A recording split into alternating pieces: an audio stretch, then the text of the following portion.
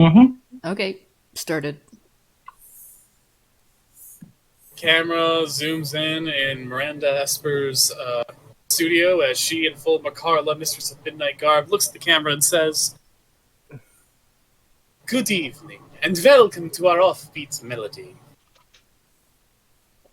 When last we left off, summer was in full swing, and our good friend Celia was approached by a trio of enticing young women known as the Alto Undines, who gave her a proposal. They wanted to see if Celia could fit in with their swim team. Celia, who has almost given up on an athletics career after a tragic accident cost her the use of her legs, was ecstatic for the opportunity, especially when they provided her with a shiny pair of prosthetics to help her swim in the Great Lake Alto. But this is not the only development on the lake, as a sinister creature has suddenly glommed onto its shore and begun preying upon the local populace.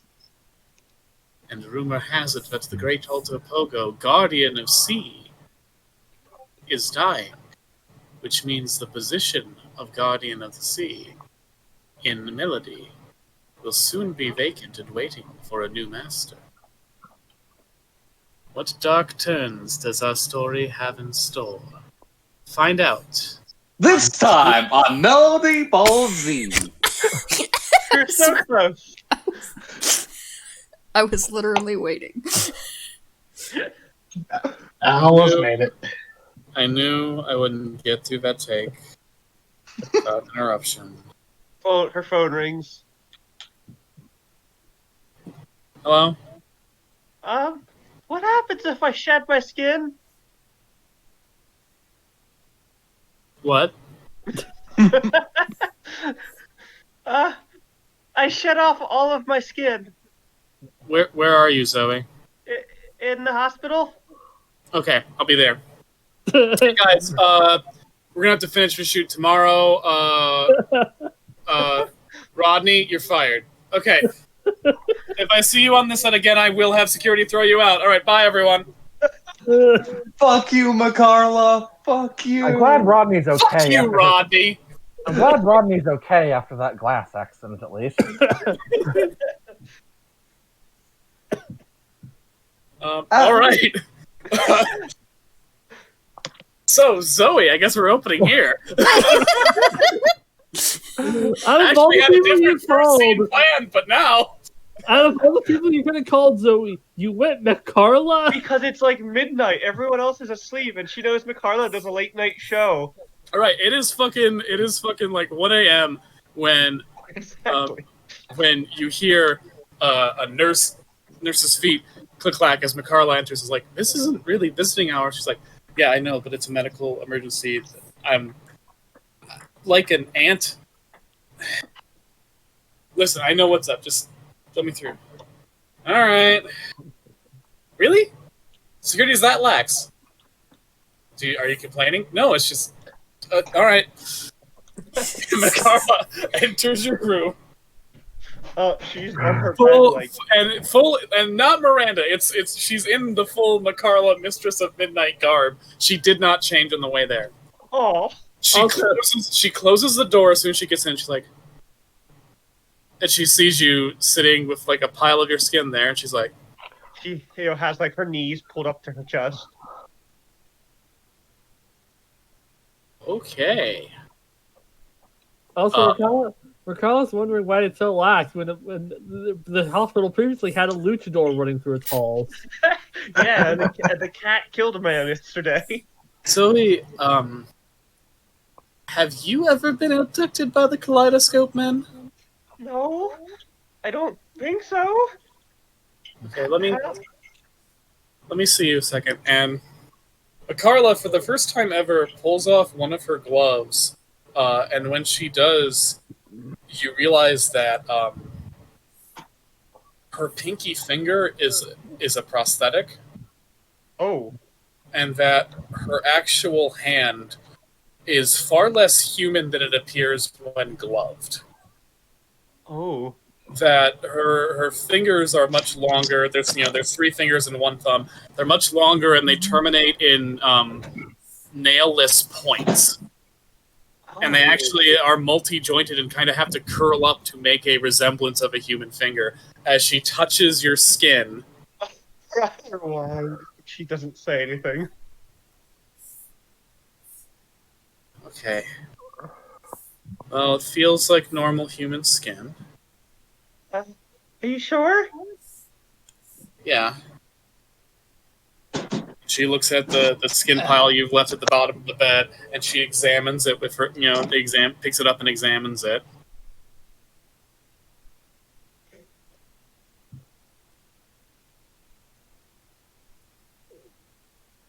TT. Right. So she's thinking, and I'm thinking, so I'm trying to think of what she's going to say next. Sorry. Sorry, we're I know just the audio comes Discord. out. Discord. Yeah. So, and then she looks at her watch. It's a couple hours early, but here, I'm going to show you that this is a livable condition, okay? Condition? You know what this Okay. is? Mikarla undoes like one of the ties in her hair, and you realize those 2 distinctive braids on her head as they spring up into antennae. Oh. They're not actually braids. And she massages her scalp, and slowly her face peels off. Oh. And beneath it, with slick, wet skin, is a face that is decidedly inhuman, with very large insectoid eyes that are the same changing color pattern as the Kaleidoscope Man's heads, a complete lack of a nose, and a somewhat humanish lipped mouth.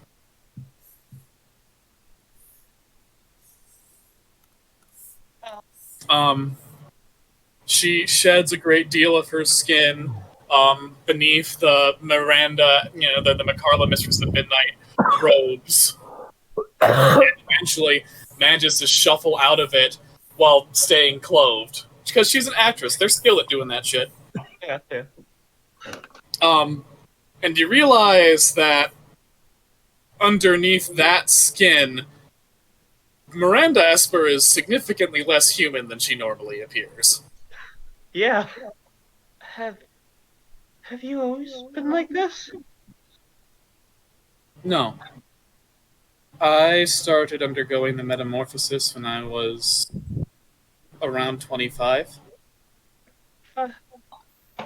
Every night, I shed my skin, and then by roughly 7 a.m., my body reconforms to a mostly human shape. Oh. So, your skin goes back? Yes. Okay. I kind of have to concentrate to force it to. The first time it happened, I just shed off a layer. And I was completely human underneath, but eventually each time I shed, the version of me underneath the previous day's skin was less and less human in appearance. Is that... And it took sort of concentration to figure out how to make myself, over the course of the night, become human again. And it still does. So it's Sorry. it's a condition you can live with. I'm not sure why you're undergoing this. It may not be for the same reason I am, but I was bit by a snake that could write letters. okay.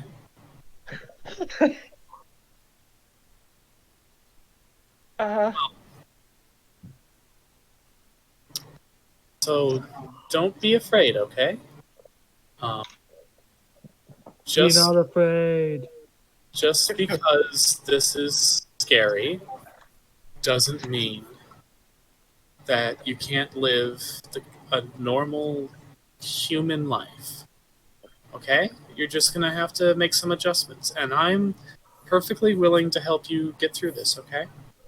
She nods. Oh, that's really cool, TT. Yeah, I've been sitting on that for months. Oh wow. Oh, nice. Yeah. I wasn't actually planning on revealing this twist that early, but like in character, there was no reaction she would have that wouldn't be this reveal. So there you go. Yeah. Wow. So hey, let's get your mind off it. Do you like movies? Do you like monster movies? I love monster movies. And Miranda Esper talks to you about monster movies until you finally fall asleep from exhaustion.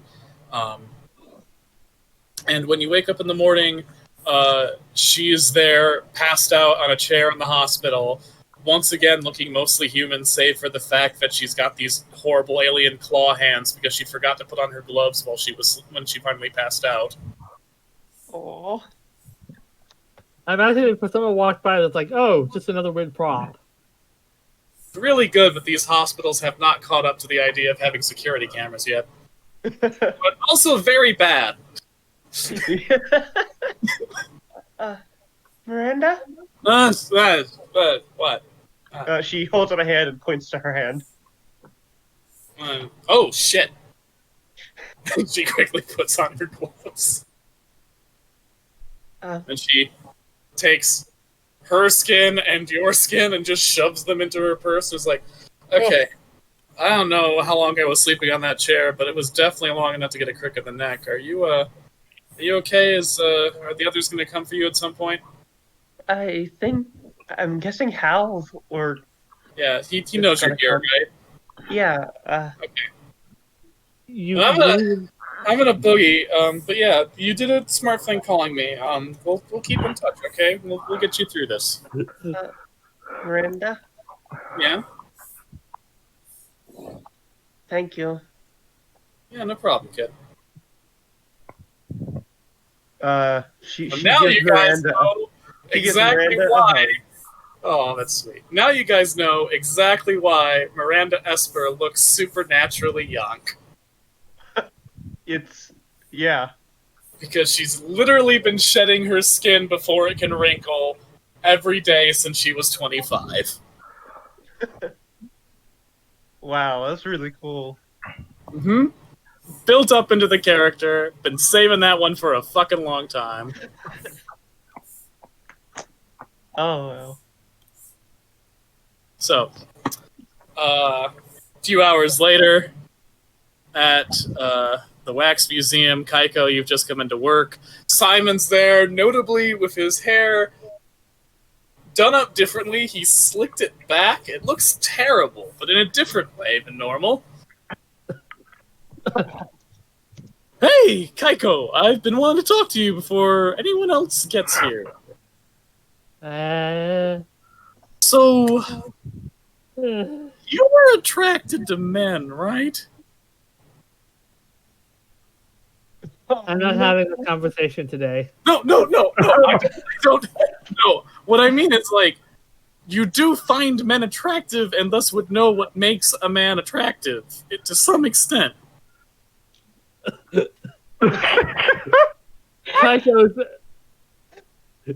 Kaiko's gear process is like, do I find men attractive? Well, there was a time in high school, but... Wait. There's another voice. Did it? Shut up. She argued with herself. I was assuming. Am I wrong? Listen, I just need advice on how to dress better. I am the wrong person to ask.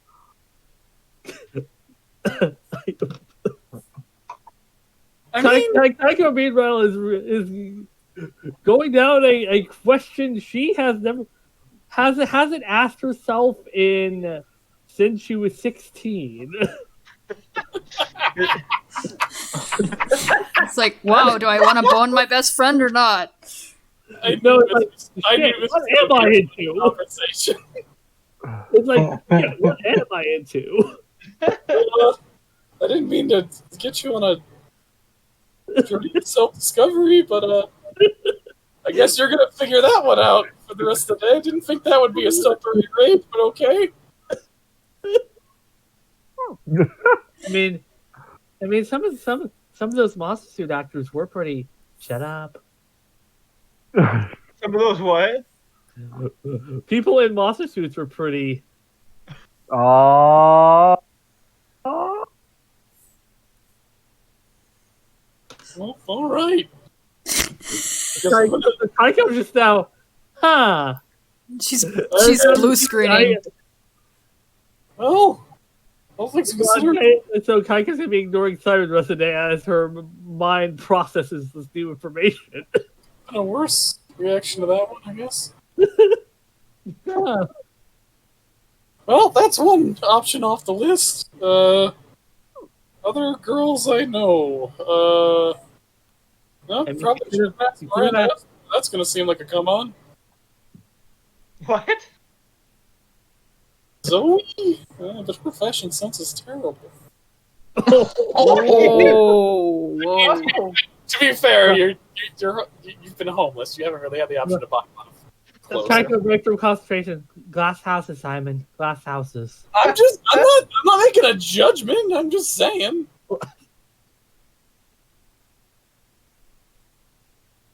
God, who's he gonna ask? Here's a roulette wheel that I didn't know we were spinning today. Celia, she's pretty cool too. I mean, I'm not going to ask Hal because he can rock the lumberjack look, but I don't think I can. Damn, Simon. Meanwhile, Kaiko, shit, he does. Simon, quit making me think that. Yeah, I was mentioning that. Who else can I ask for fashion advice? Fashion advice? Oh, shit!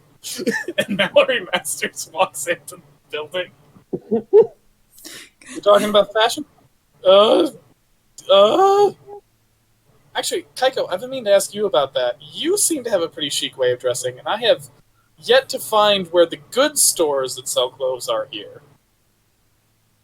Probably have to order them online most of the time, or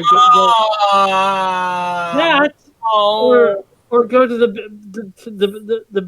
the big goth store in like an hour's drive from here. You're welcome, TT. Yeah. Well, now we're gonna have to go to off-brand Hot Topic. Do we have an off-brand Hot Topic in our mall? I I think we do. Wait, Yeah. I think there might be one of the Alto Mall. Bold subject. Oh, I like hey, it. Yeah, bold. Yeah, bold. We do have a bold subject, but most of their outfits appeal to more. well, they've been going for more of a modern fandom thing way, but we might be able to find some stuff. You want to go sometime? Kaiko's Staff considering bonding. it. Sure. Haven't went shopping with someone that prefers. All right. What about you, Simon? You down? Oh, yeah. I guess. All right. Cool. We'll do sort of an employees thing. Like, Oh. Okay. I mean, That is adorable, actually. yeah. Prior to this, Kaiko has not had a redesign, so just so you know. Yes, this was actually inspired by you saying you wanted Mallory to be the one who gave Kaiko the impetus to goth it up a bit. Oh. See, I remember these things and I integrate them in a way that you don't expect because I'm cool. Wow, guys. Just immediately laugh. I laughed at the way. Look at Jesus. It wasn't like a mean laugh. It's just like, okay, yeah. Okay, mine was a mean laugh, but simply because it seemed like the thing to do. Someone I had to set do up that punch. I set that up. You gave it the punchline. It's how it worked. He's a sage. Again, DM's job. Oh god! Killing it today, crushing it. Okay. Damn it, I don't have a plot points to go to the mall. Damn it, TT. Oh, Kaiko, about the thing in the lab. Let's go. I've got some new discoveries for you. Simon, you keep the front safe. Yes, ma'am. He takes orders really well. Oh my god. Oh my god. Oh my god. no. Oh my god. I'm backing away from this conversation. That's a slippery slope right Oh. there. Well, so that's how that relationship's going to go down. Oh, like you think they're actually going to get together? Only if it's funny. I mean, it kind of So is. far, kind of, yeah. It's pretty funny. So, you get to the lab, and Mallory shows you the specimen. She's like, okay, so I was doing some research. I initially thought that this was going to be similar to our meatball monsters from a while back, where it was something from another plane pressing into ours and using its biomass from our plane to build itself, to give itself a link here. But it's actually the opposite. This is a poltergeist, but it's a very unusual poltergeist. Most poltergeists, they accrue around a location. It's very rare for a poltergeist to inhabit a physical corpse form. They have to stay to a location where enough spectral residue has been. To maintain an ambulatory body, an actual corpse body, they need a constant influx of excess ectoplasm. And normally they just can't maintain that for very long. It's very rare to have an ambulatory poltergeist last for more than a couple of years. Unless something strange is happening, which is what's happening here. This creature is feeding off of things in the moment of their death. And using the violent nature of their deaths, the horrifying nature of it, to make the exit of the soul from the body as the soul tries to go to the afterlife as violent and messy as possible, so that there's an extreme amount of ectoplasmic residue, which then allows it to take the corpse matter and integrate it into its own to make this giant mass of rotting tissue. Huh. But to keep that process going, the manner in which it kills its prey has to be as horrifying as possible. You have to shatter the creature's mind before it finally expires, so that when the soul leaves the body, it leaves the body in a state of extreme emotional duress. There you go, leaving a great deal of ectoplasm behind. So, I'm only recently come to realize that souls exist, so is it specifically like us or also animals? So, okay, we're using the word soul just because that's like the colloquial term, and I don't want to use the very long chemical name of what we're talking about. We could call it ectoplasm if you want. It's just the spectral leavings, the psychic impression of the life energy that runs through the body. Right. View it as a vital fluid that most doctors don't know about. Sort of like Otic Force or Orgon. Yeah. So every living thing has this, and to an extent, certain non-living things do. Computers actually have a slight amount of ectoplasm once they've been running long enough.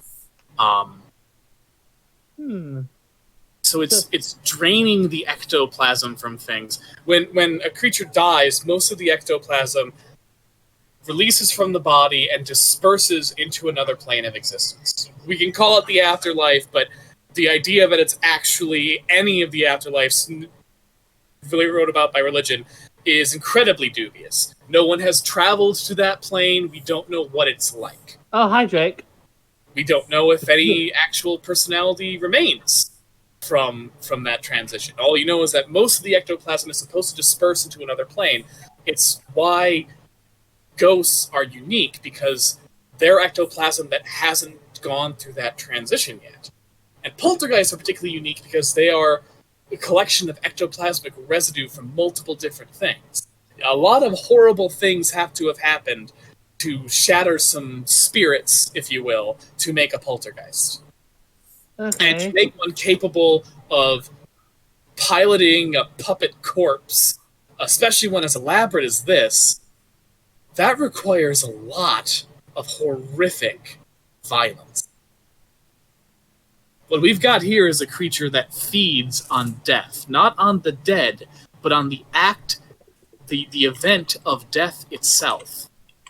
Oh. And to maintain its existence, it has had to make those deaths as violent and terrifying as possible.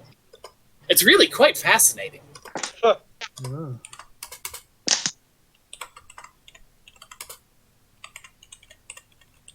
So how do we deal with a poltergeist or bust it or whatever the term So- for dealing with one such as this is? Xenopathology was my main area of study. I only dipped my toes to the spectral side of things when they crossed over with my research.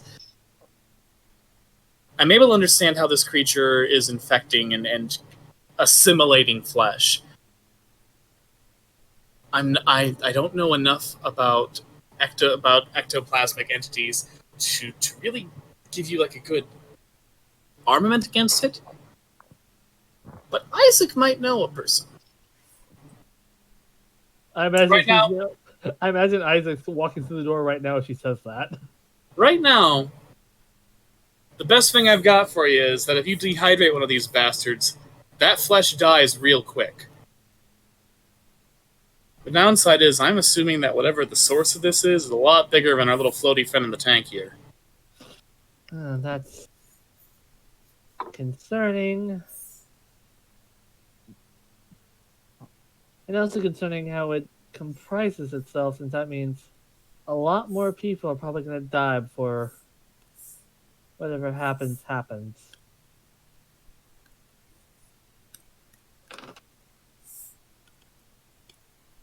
So, meanwhile at Spindle, Yes. Isaac, you're going into work. Mm-hmm. Probably So, go check in with Tamlin, see if they've had any progress with the sample I brought. all right, so you go into the lab, and Tamlin is there holding what looks to be the world's most high-tech super soaker. And it looks to be filled with the fucking reagent from the Reanimator films, because it's a glowing neon green liquid. Amazing. Isaac! Look what I made! A Mountain Dew Super Soaker? No. This is actually incredibly lethal. Yeah, normally liquids that glow like that aren't very healthy. So, was looking into the sample you got. It's definitely some sort of ectoplasmic entity. We'd classify it as a poltergeist. So I've been studying its physiology, and it's really a very unique organism. If you could bring a living specimen, one that hasn't decayed quite as much as this, well, living, she says, in fair words, I would really appreciate that for study. But I also think it's good to kill this thing for goodsies, because this is nasty. We don't want one of these running around outside of the lab. Yeah, this every word you said to describe it was bad. So I studied its particular strain of ectoplasm and figured out how it's holding its horrible soup of meat together. And I spent a good chunk of the night figuring out the chemical antigen to that. I think if you spray the sucker with this, you can dissolve the bonds holding its body together, which will revert them back into just dead chunks of meat that it can no longer inhabit.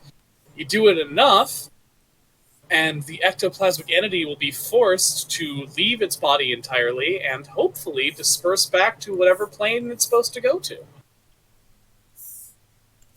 That is a very wow. Glad to have you on the team. Yeah, it's been a while since I've worked on some ghost busting stuff. This is some good shit.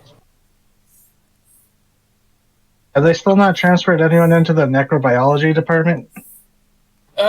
No, it's still pretty vacant. They're all still working in that one town the other way over. Not Sanguine Luna, the third big hotspot. Oh yeah, Second Luna, not so much undead there from when I was stationed there. That was more Yeah, they got a lot of strange. they got a lot of fearsome critters over there. Yeah. Couple of cultists apparently, but this will be fun. This will be some real fun. I think. I wish I was the field agent so I could see it use it on this sucker. If you got like a cam, could you like record that? Because I think that's going to be some spectacular fireworks. Oh, I have these Dr. One gave me, and Isaac hands over the sunglasses, not X-ray, the night vision. He goes, okay, this.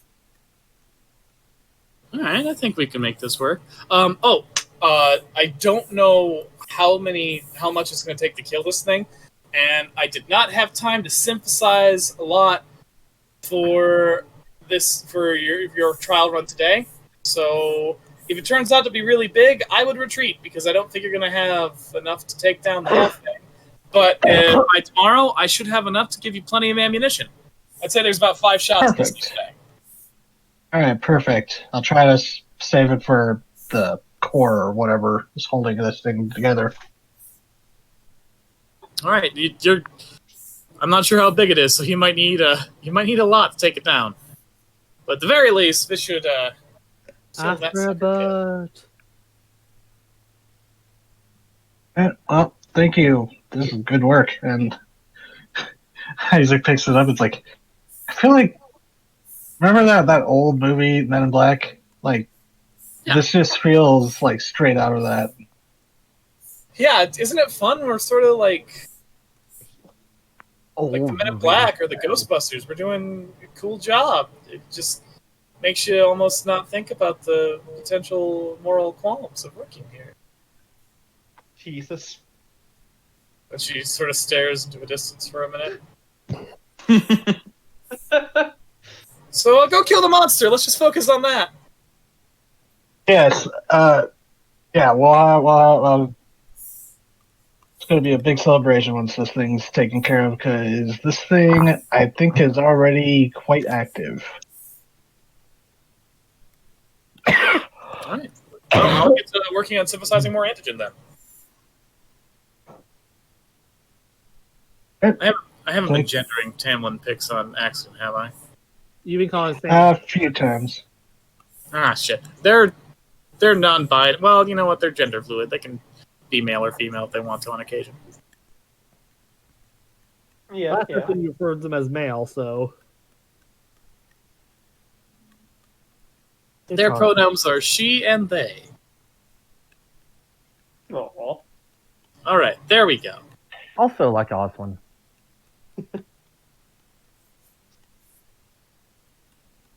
All right. So Isaac will take his new toy and head over to the wax museum. Meanwhile, at the hospital, Zoe, it's like 10 a.m. You're waiting for someone to show up while you're sitting there. Snake bites. Yeah. Do I have a scar or anything? Nope. Just nothing? What would be scarred? All the skin that you used to have is gone. She's sitting there with the general in her lap, viciously petting him.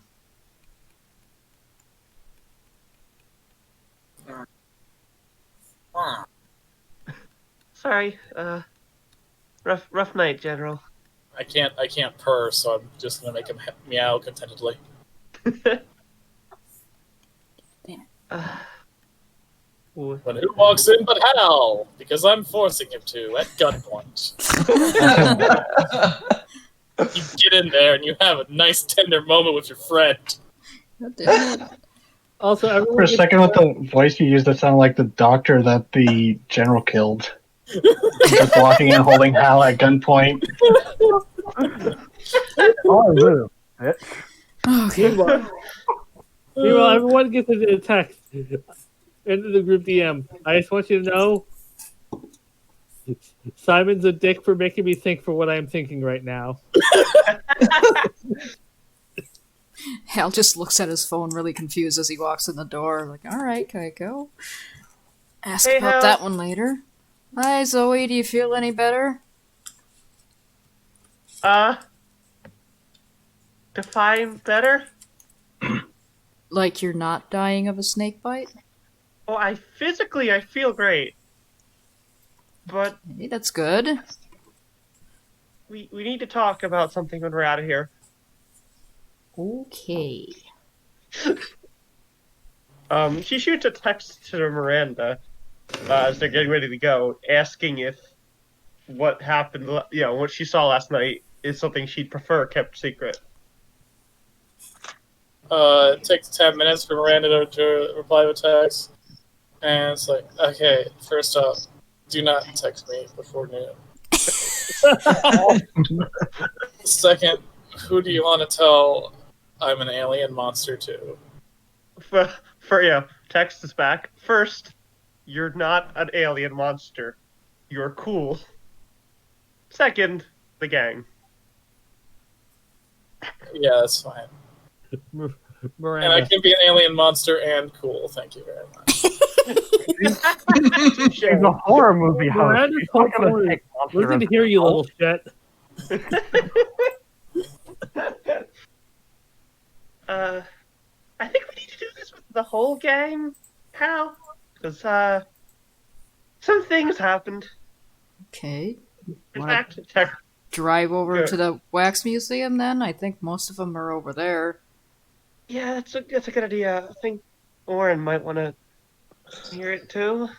Also, I should probably tell you we have new roommates. We do? You're not, like, holding a grudge against the snakes or anything, are you? Oh! She pulls out the card. The card that she saved. She saved the card. Okay, good, Well, because So, they're, like, you got- living in the basement and shit, so... What? Oh, I love our silly bullshit story. It's Me fucking too. amazing. another text happens. Simon's asking us weird things. Just FYI. oh no. That's good. Maybe I'll see Tidy and we can work things out. God, she mumbles to herself, "Can I speak snake now?" Fucking Zoe, fucking parcel mouth. No, wait, I say joking like reference. I must commit to Sudoku. I mean, they don't talk. At least She not to mumbles me. that part. She mumbles that part to herself. Oh, okay. Can I talk to snakes now? She mumbles that to herself. Hal goes, they seem pretty nice. They let me use their Slurpee machine. Oh man, I haven't had a Slurpee in so long. Oh god. They Do I don't want to slurp? they don't like talk or nothing. But I'm pretty sure that they can understand because they did write you a letter, right? Yeah, I guess that they might not be able to talk, but they I can. mean, they wrote you a Hallmark card. Let's be fair here. It's not Yeah. exactly a full-on letter. It's, Yeah, but there's some text there. They did write. it's Yeah. the lack of thought that counts. Hey, they can. They're here emotionally. They've given you a token effort. hey, that's The more than bare my goddamn. minimum has been achieved. Hey, that's more than my parents have done. Oh, that's sad. Ow. Ow! God damn. Damn. Hey, she's still angry at her parents. That's a band-aid that's got to get dealt with eventually. Yes, she should be. They're terrible. Yeah. So Hal checks Zoe out of the hospital, all the while looking at all the weird texts that he's getting from Kaiko and going, "What the fuck is going on over there?" And then shrugging it off and driving over to the wax museum. Yeah, and Zoe does a group text to at everyone to meet at the wax museum. And Drake sends a group text simply saying, "Tiny, another name for Simon." Oh, damn. And Isaac replies, "Who gave my number to Simon? He's blowing up my phone." I'm just saying, you got a really cool Fox Mulder chic. I just think it'd be, I could use. I'd like to look cool. It's just, Celia shows up with a large bucket of KFC to the wax How do you museum. get your hair to look like like that nice tousled way? Because I've tried that, but it just is not working for me.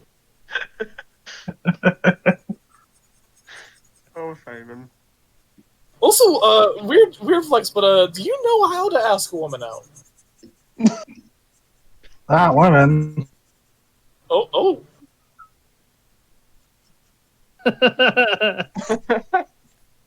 Huh.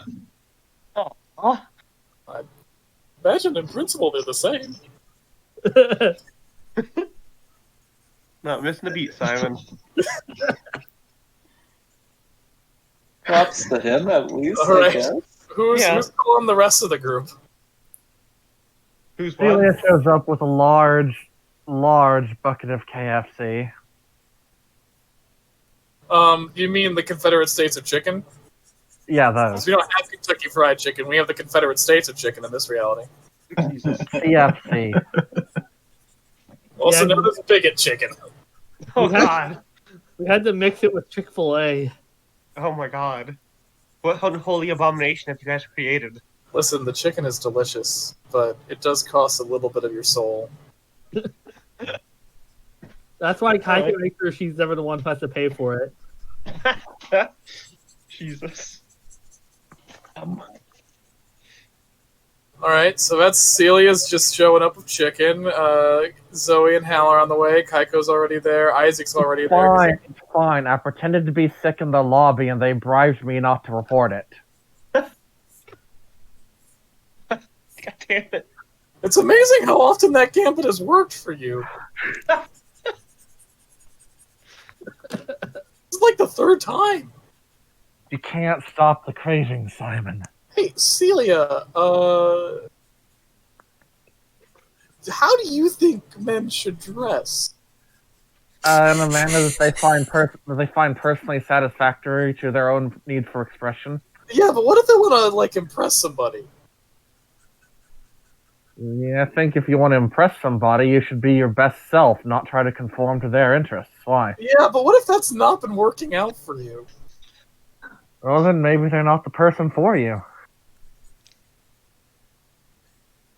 Or maybe you need to work on your own self-image and make yourself a better person to Drake, where I'm you're not happy with. asking you for advice. No, he is right. He is right. You need to ask yourself, what is your best self? Drake is wise beyond his years. I mean, I am married, so Wait, No, really? you're not. Really? it's true. Yeah. You show off a wedding ring that just fucking appears on your finger because you said you were married. Nah, he just says that and doesn't go any more into it. Quit lying, Drake. Quit lying. You gotta quit lying. I I don't mean, think Drake is the one who buries the coffins, so he has his pick. Taking my break. Oh, And Simon, in a somewhat exaggerated huff, storms away from the desk and goes to the break room. poor kid. He just can't accept things how they are. Jesus. Meanwhile, this Kaika just sitting there with galaxy braining. As Yeah, it gets heavy in the lobby of the Wax Museum, Duchess Scissorjaw lifts her head up, looking at the Confederate States of Chicken bucket. Celia I got your tosses her back. a drumstick.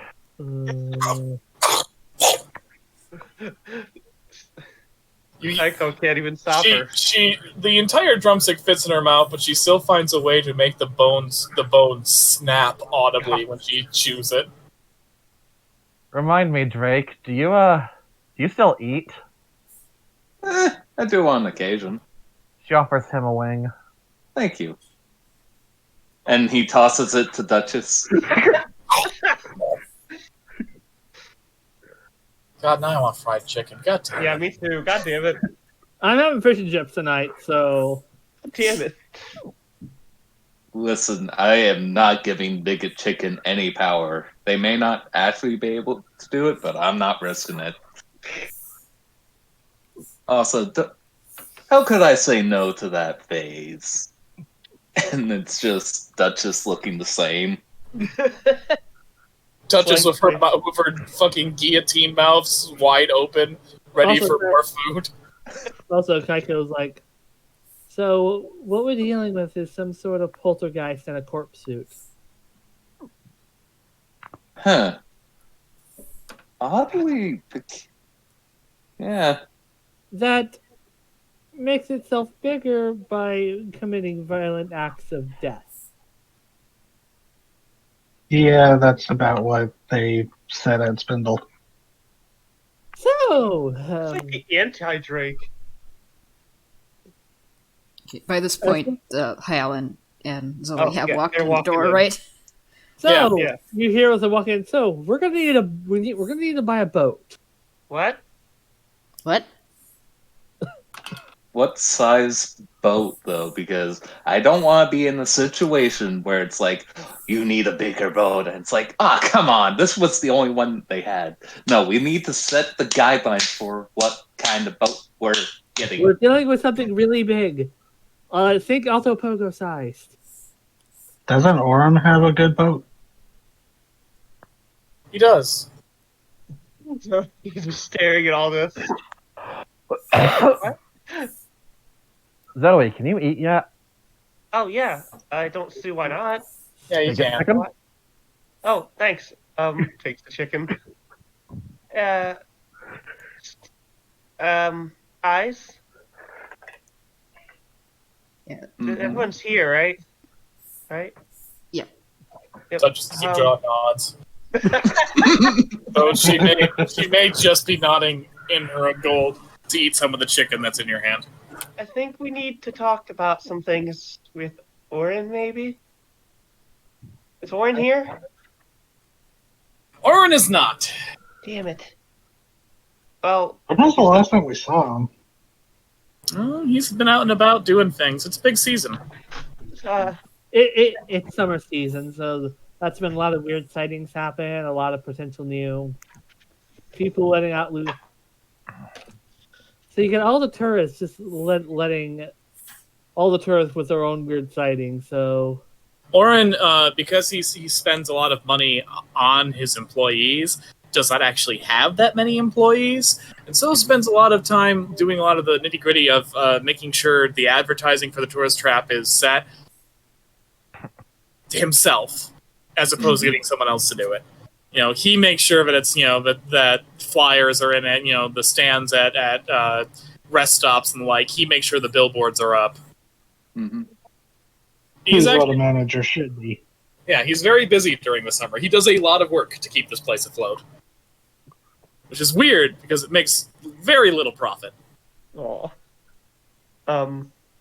Zoe walks over to like the window and like puts her face right against it. Hey, Duchess, how are you?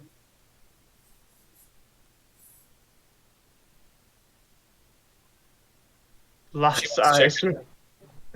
What? She wants chicken. She tosses chicken inside.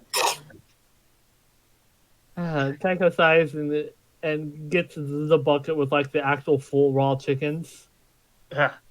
Oh, Do you Oh, throw hey. the raw chickens to the turtle?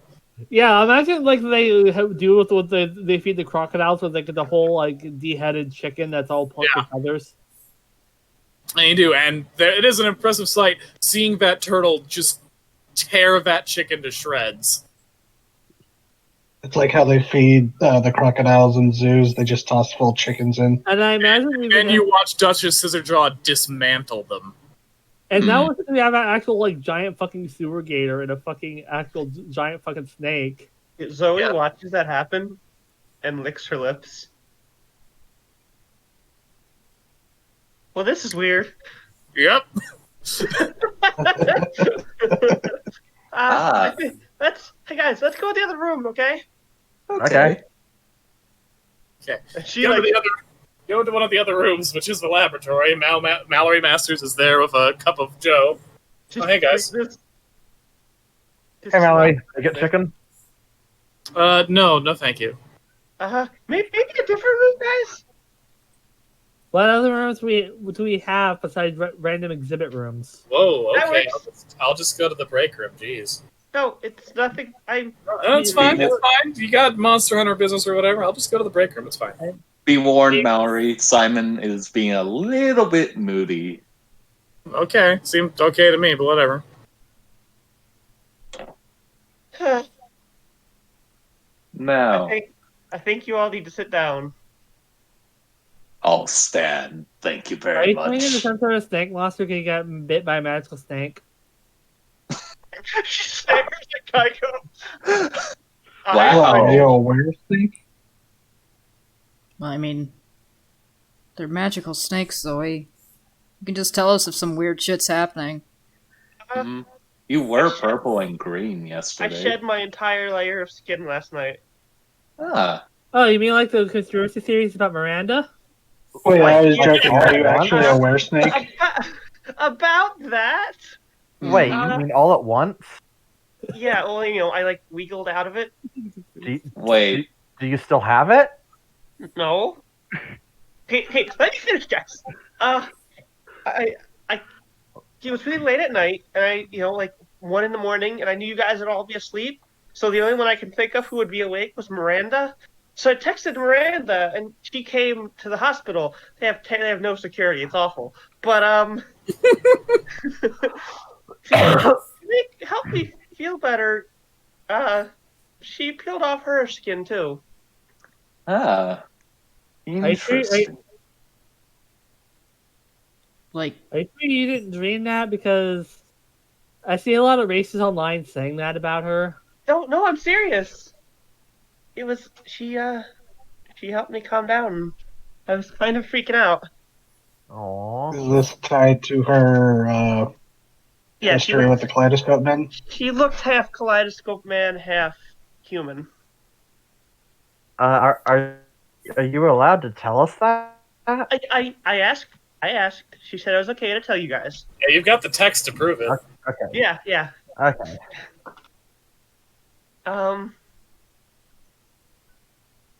Yay.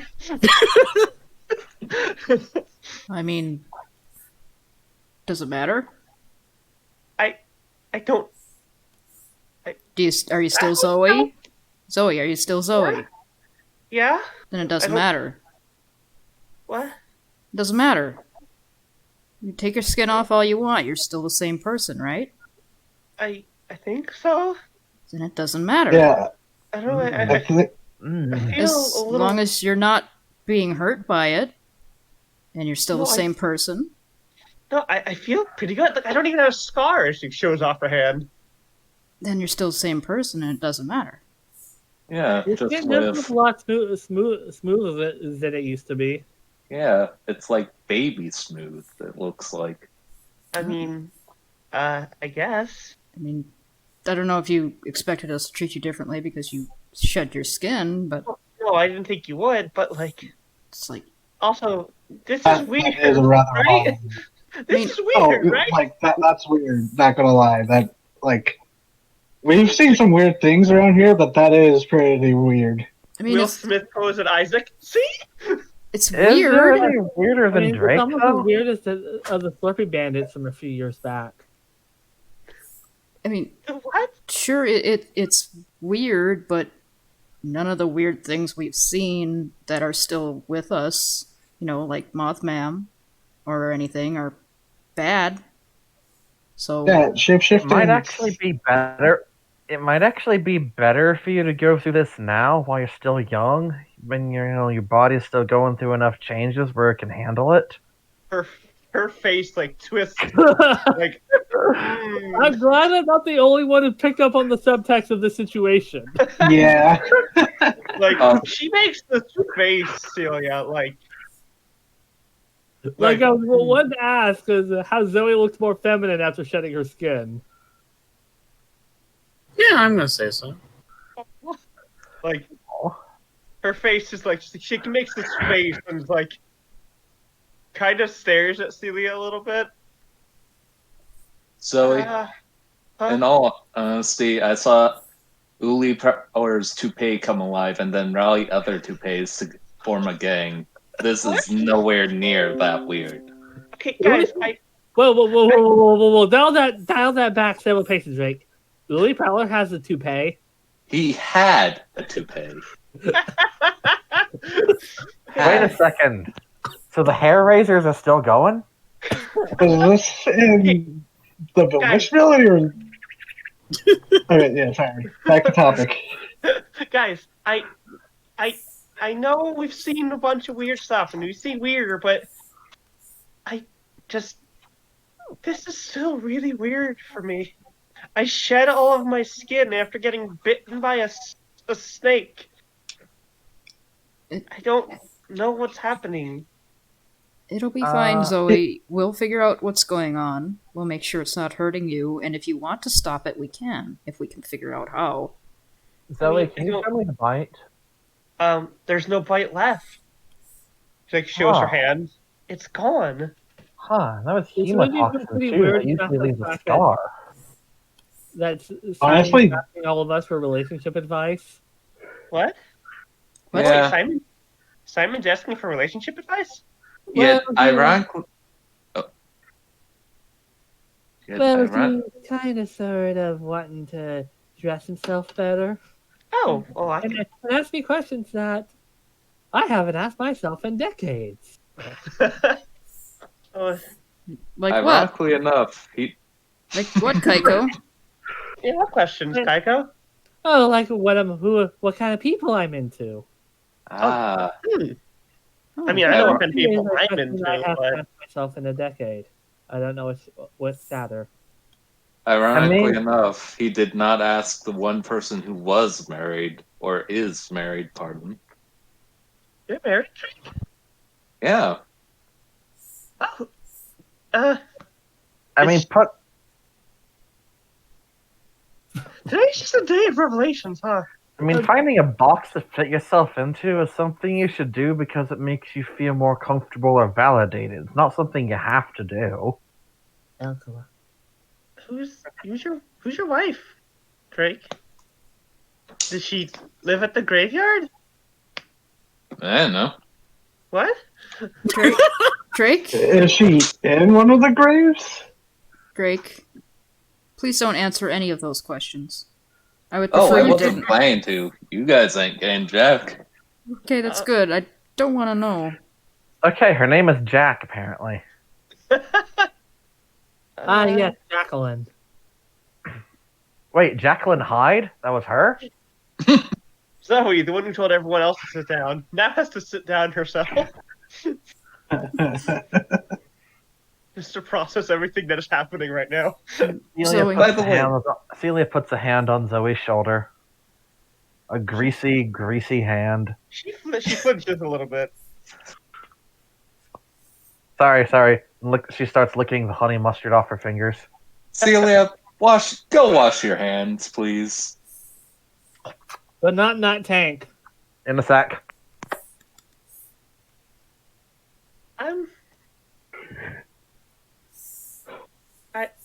I know I'm not always the most rational one here. And I kind of, tend to cause issues more than I fix them. But, thanks, all of you, for being here. Where else would we be? Dean, I haven't had people much. The only one I had was my little brother, my ex-girlfriend, and not really much else. Ah, no wonder you were going into the graveyard. Yeah, you're right, Frank. Also, somewhat unrelated, but did anybody else see the alcohol signal in the sky last night? Oh, yeah. The what now? I was wondering what that was. TV shows, there was the Alcoatl signal that the commissioner would activate to summon Alcoatl. I saw it in the woods. Didn't he only use that in like 2 or 3 episodes, though? Yeah, but it was in the woods. It was really weird. I was wondering if someone was Oh, yeah. was using it, or Oh, that's El Cuato going back to his mansion. Whoa. He What? has a mansion? Mansion? Yeah. Didn't he mention that last night? Don't you guys Yeah. remember that from the TV show? Yeah, it was on the TV show, but Yeah, but only like the third season, and nobody watched the third season. I watched the third season. I like the third Aw. season. Oh, Third season was the one that brought in Latte Hedora. hmm yeah. Where- Hal, don't you have? Isn't that in your collection of DVDs? Like every season of a show. Hal does not answer you. That's also the season with the episode where El Cuato falls into that oil vat too. Also, Simon thinks you can pull off a good lumberjack, Hal. What? What? What? Ah. Zoe looks at Hal, thinks back to the lumberjack she met in Bewitched Melody. You know, I can see it. Yeah, I can kind of see it too. He's just staring at you all with the most confused face you've ever seen on I like Hal. how the face of I can see it, but I hate it. While this is all going on, Zoe takes a piece of chicken, not even paying attention, and puts the whole thing in her mouth and swallows it. And you swallow it admirably. Almost as if there's now a part of you that's capable of swallowing a whole egg, the size of your own head. Bad. Yeah, I wonder. Like, she doesn't even notice she does it. Hold on, I have a Burger King commercial. I was a kid, I ate 3 dozen eggs every morning to help me get large. Now when I'm grown, I eat 5 dozen eggs, so I'm roughly the size of a bar. Why is Simon singing Beauty and the Beast in the break room? He's really good at it too. Yeah, he's going through some stuff. Is that too much? No. Keep Yeah. going. I'm gonna go talk to Simon, I think, actually. Let me join you, Zoe. Oh no! I don't like where that's going. Yeah. I You're being a kind little of rough don't on the want to guy. leave you alone with him right now either. Hey, Hold hey, on. hey. We got this. Yeah, Do you? we'll be fine. Don't worry. If anything happens, If I'll anything make happens, sure I can call. or scream. These Yeah, aren't that works. really. Yeah, I can scream too. Yeah, these aren't really that thick walls. Like we just heard Simon belting out music for Pete's sake. Are you the only one that heard me there, Kay? What'd you say? Sorry, I was having a coughing fit. I thought you were laughing at what I said. Never mind. I'm just Oh, gonna what let did that I one say, Kelly? squeak That might have by. started, but That one's gonna squeak by. Nobody heard Hal say that. I did. You asked if you had it, and Hal went, "Do you though?" There we go. Zoe goes to Does talk. anybody in here have it really? I can try. Hey, who else here has had a significant other besides me and Drake? I have. I mean, Yeah. Hal's my only friend. No, I mean boyfriend or girlfriend. Hey, Right. okay. Then maybe Isaac should come help us too. If he's up to it. I did. Also, you can make Drake behave because Drake, you're being really rough on the guy. Jesus. I did, but it turned out she only liked me for my money. Oh, I'm sorry, Celia. Oh, Hmm. My sister used to have a boyfriend, but she dumped him after Kaku goes quiet. Jesus, you all need hugs. Also, therapy. Lots and lots of therapy. Hey, Drake, I think that goes for most. Like, I think all of us. Right, like, that's in our like, healthcare plan. oh, whoa. Oh. Aw. I think that goes for most of us, Drake. Honestly. I don't even mean that meanly, but we've all had some kind of trauma in our past.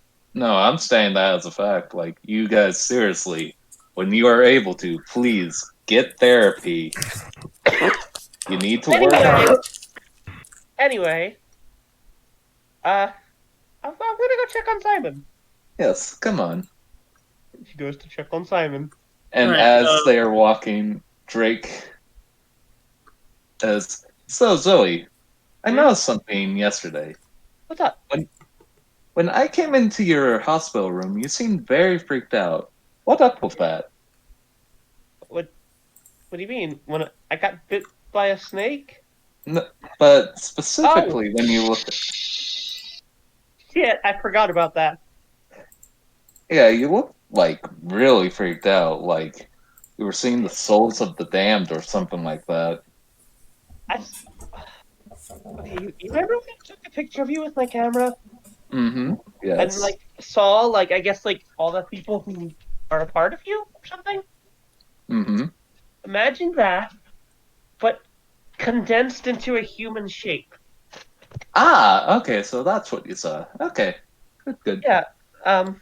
Just it was really. I could also hear the general in complete and total English.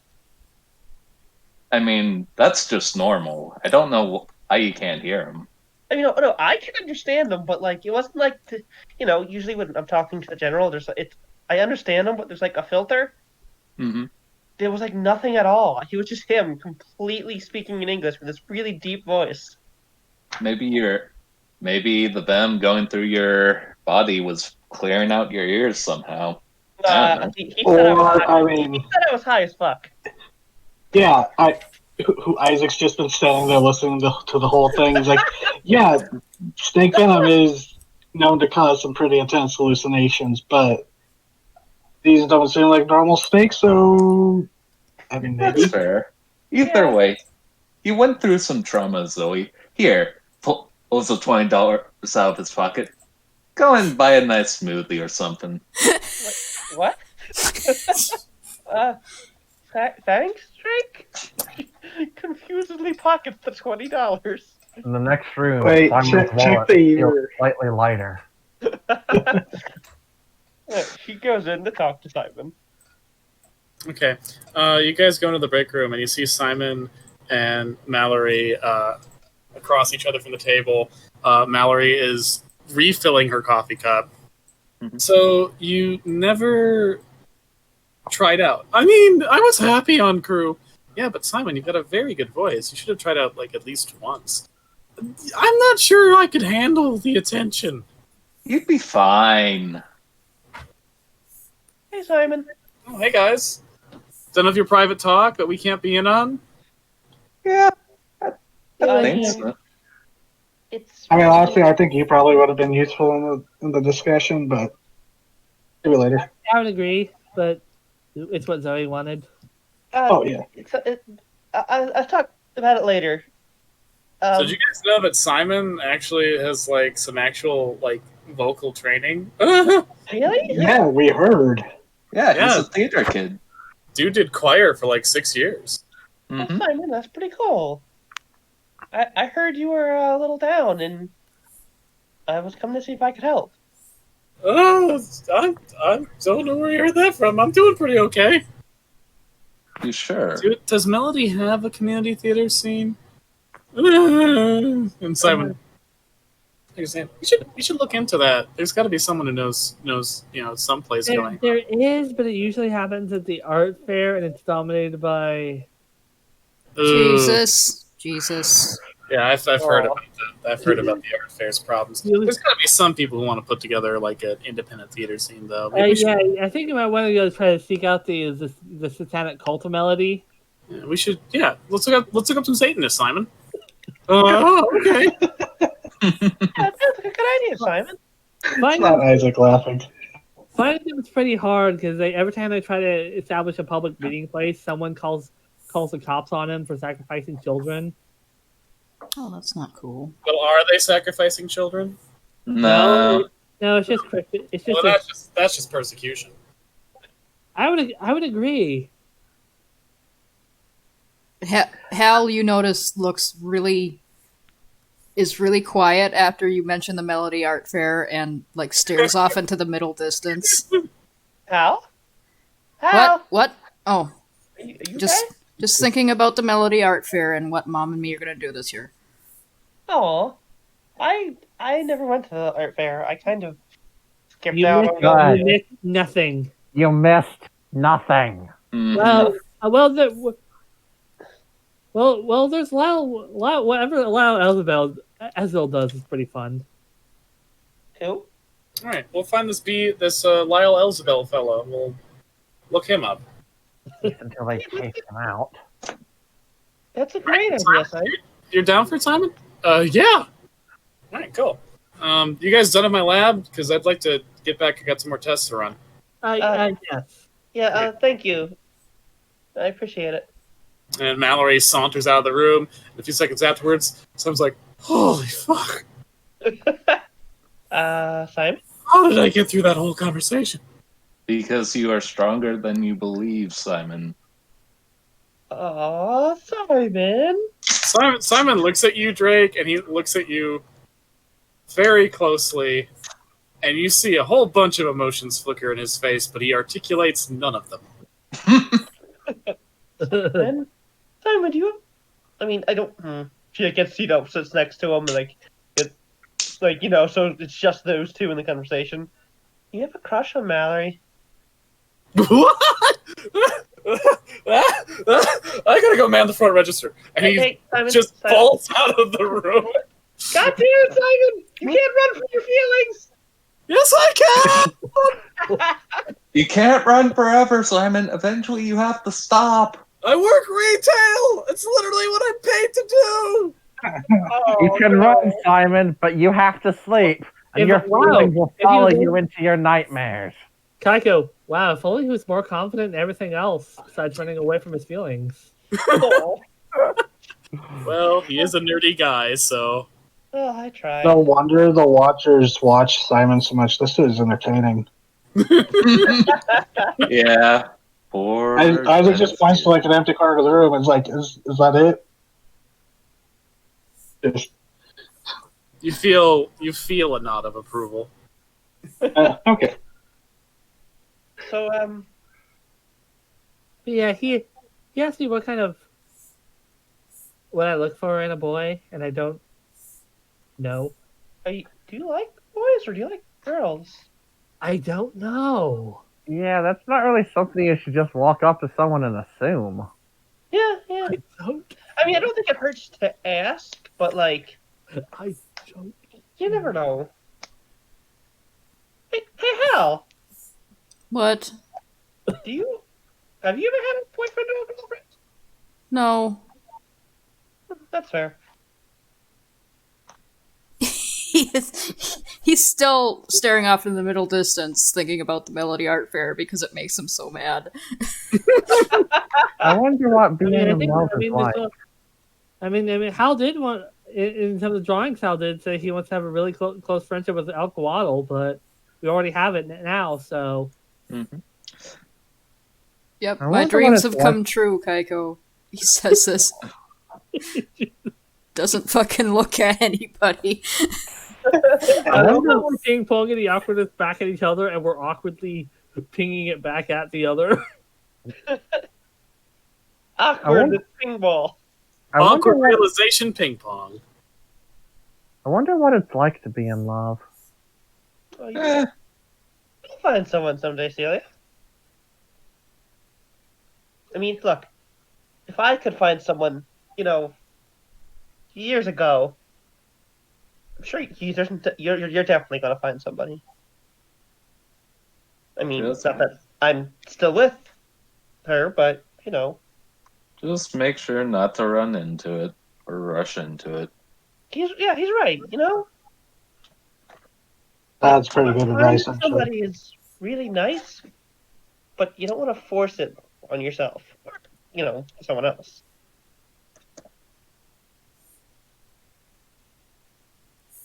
Okay, that's enough being the voice of reason for me. So do you have like fangs or something now? I don't know. I can't see my own teeth. Oh, She open your opens mouth. Julia leans in. She opens her mouth. Do I? Does she? No, she's fine. She only shed once. Yeah. Aw. Give it time. Meanwhile, Kaiko's just over there thinking, like, shit, those local, some of those pterodactyl, the special pterodactyl vampires were pretty appealing. I didn't know why. Someone's a monster fucker. Someone's a monster fucker. Well, I know what I'm drawing. And Squidward pterodactyl vampire. Let's go. Jesus fucking Christ. Oh god. Holy God. shit. Alright, Isaac feels like he has to take the reins here. Okay. Someone should. Okay. Down to business. This is entertaining, but I think we actually should go shuffle off into Mallory's lab because I got a little bit of information. So did I. Also, what time is it? It's like 2 o'clock. Oh, okay. I imagine it has to be earlier since we just walked into work with. Yeah, I could see it being like noon. Yeah, I think like 11ish. Hal got me at the hospital at 10 o'clock. So yeah, 11's a good time. And while no one was looking, Isaac gave one of the pieces of chicken to the general. Oh, God. If he hadn't already raided the bucket by this point. General, where'd you get that chicken? I don't think that much chicken is good for you, especially with all the skin there. Hey, General. Trying to get the skin away from the general. Zoe, do you see? I don't think the general is a natural cat. I think he'll be fine. Okay, but just Wait, because I he's don't. not natural doesn't mean I'm going to give him chocolate. I don't think a heart attack is going to be what does him in. Does the cat come back from a heart attack? Okay, there's a difference between keeping him healthy and, understanding that he's a supernatural cat. Plus, he's kind of porked up from all those treats the other day. Yeah, General. I don't think I've forgotten about those now that I'm no longer high. She picks him up. We're gonna have to put you like on an exercise regimen Anyways, again. we have a big ghostly mass of Yes. that saves itself off of death and gets really more powerful through death. Just in violent death. And one of the big things that is going to be replaced is dying right now. Odd question. Who would be most likely to have the Kim Possible ringtone as their ringtone in this group? Zoe. Okay, Zoe. Toot toot toot toot. She Toot toot toot toot. Toot toot toot. Be back. She runs out the door and enters her phone. I mean, Kaiko might have one as a company cell phone because she's not going to use her cell phone because she doesn't want to give it to Simon. It's a text. And it's a group text to all of you. Oh no. So he ran out the room. Oh, I got a text from Daisy Moonbeam saying, "Found another globster, Vibrato Beach." Kaiko's going to text her back. Stay away from it. Dangerous. Yep. Stand by it. Come on over. Oh no. All right, everyone into the cars. I can debrief on the way. I'll meet you guys there. Yeah, please protect her while we're on the way. Okay. Drake away! And he just jumps out a nearby window.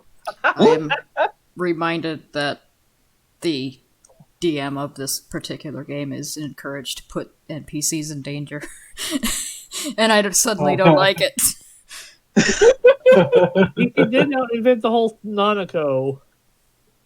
The Nanako theory. For those of you tuning in, the Nanako theory is that a very useful tool in game design is to have at least one character whose sole purpose in the story is to be emotionally glommed onto. Generally, you don't plan a Nanako, you wait to see which of your NPCs the PCs just naturally like, and then you slowly build up moments where they continue to like and build a relationship with that person. So that when you want the plot to really kick into gear, you can throw them into peril and the PCs suddenly have a personal investment in the plot.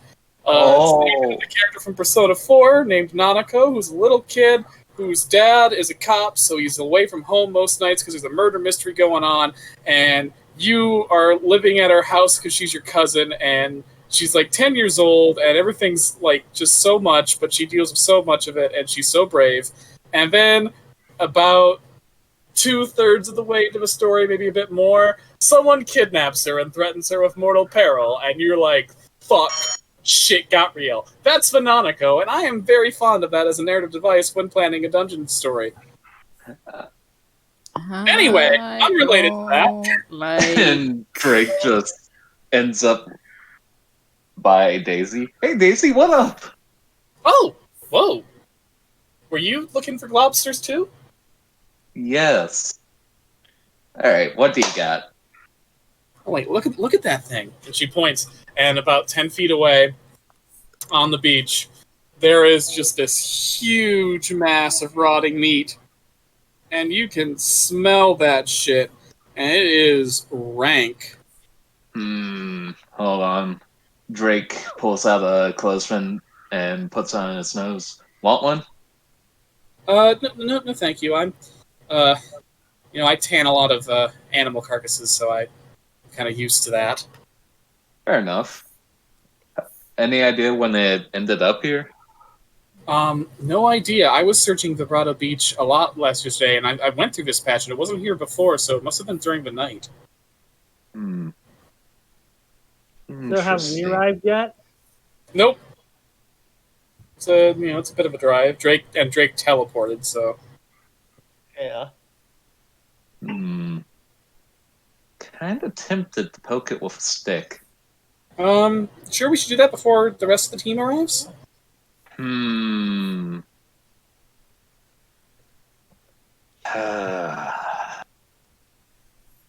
Let's see. Drake's looking at the surroundings. What is the surroundings like? Okay. So you guys are standing up a bit. Vibrato Beach, there are a lot of woods nearby, but the beach itself is made out of sand.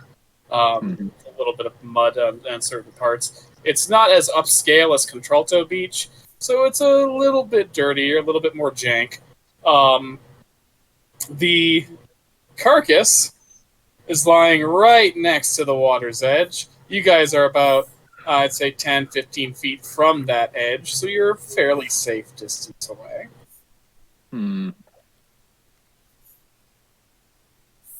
Also, we're about to get grand. Oh, very nice. Oh, yeah. How far away are the others?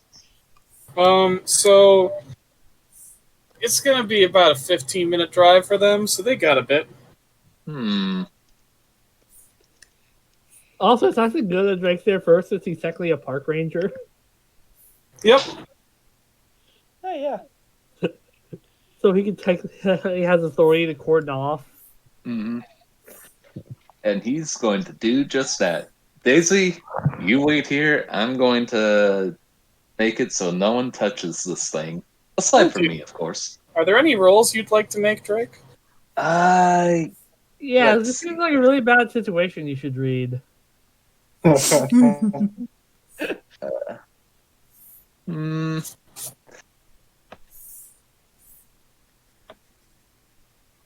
Yeah, I'll read a bad situation. All right, make your roll. All right. Oh, What'd you get? What? Let's see. It's a. Hold on. I got a 3. You might want to put this point. Yay, failure. You get experience points for that, though. Okay. I don't have it as a mark, though. Yeah, but a failure still gives you XP. It does? A Even if failure. That's I forget if that's an official rule, but it's definitely a house rule. Okay, cool. I like rewarding failure because then it encourages players to risk and be honest about rules. Not that I think you guys wouldn't be, but plus side, a failure on read a bad situation doesn't penalize you. It just means that you don't get to ask any valuable questions about the situation. All right. So Drake's going to walk up to it and pulling out like caution tape and like some stakes from his pocket. He begins walking like I'd say a foot or two away from it and just putting a stake down, wrapping tape, and going around it. All right. And would you say it has your full attention? Yes, yes, it does. Okay, good. You hear a loud splash followed by a scream from about 15 feet behind you. What? What the? You look and see that a second globster has emerged from the surface, wrapped its tentacles around good old Daisy Moonbeam, and is beginning to drag her into the lake. Drake is going to act under pressure. Okay. 5.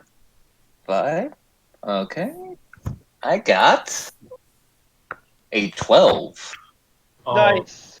Very good. Oh, Excellent. yes, Drake. Very good roll on that. That is a perfect success, if I believe. Give me the fucking action under pressure, you goddamn document. Right. Just, where is it? Which page? It should be above use magic. Okay. Manipulation, protect someone. Kick some ass. It's not that. Investigate. Give me a second, guys. Scrolling slow. Oh, it's the very top one. I could just. This is good. Okay, so at a 10 plus, you do whatever you set out to do. So, what exactly are you setting out to do?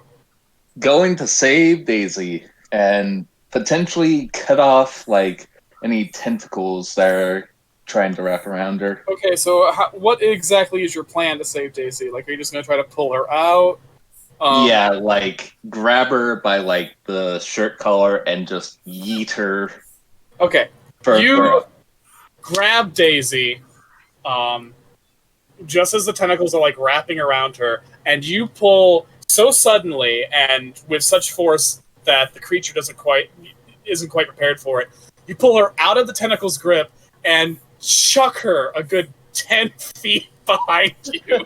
Well, Greg is a poltergeist, so that checks out. This is It's not the safest rescue, but it got her out of harm's way, especially now that the second globster is beginning to move. Yeah, Daisy, you may want to get out of here. Daisy backs away, eyes wide. Drake, you got 2 globsters converging on you. What would you like to do now? I'm thinking.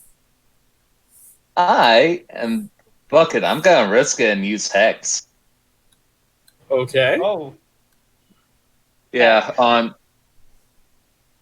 it's a spooky spell, and it has 3 effects.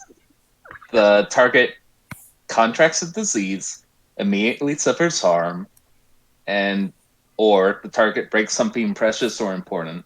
And I'm gonna go with harm. Okay.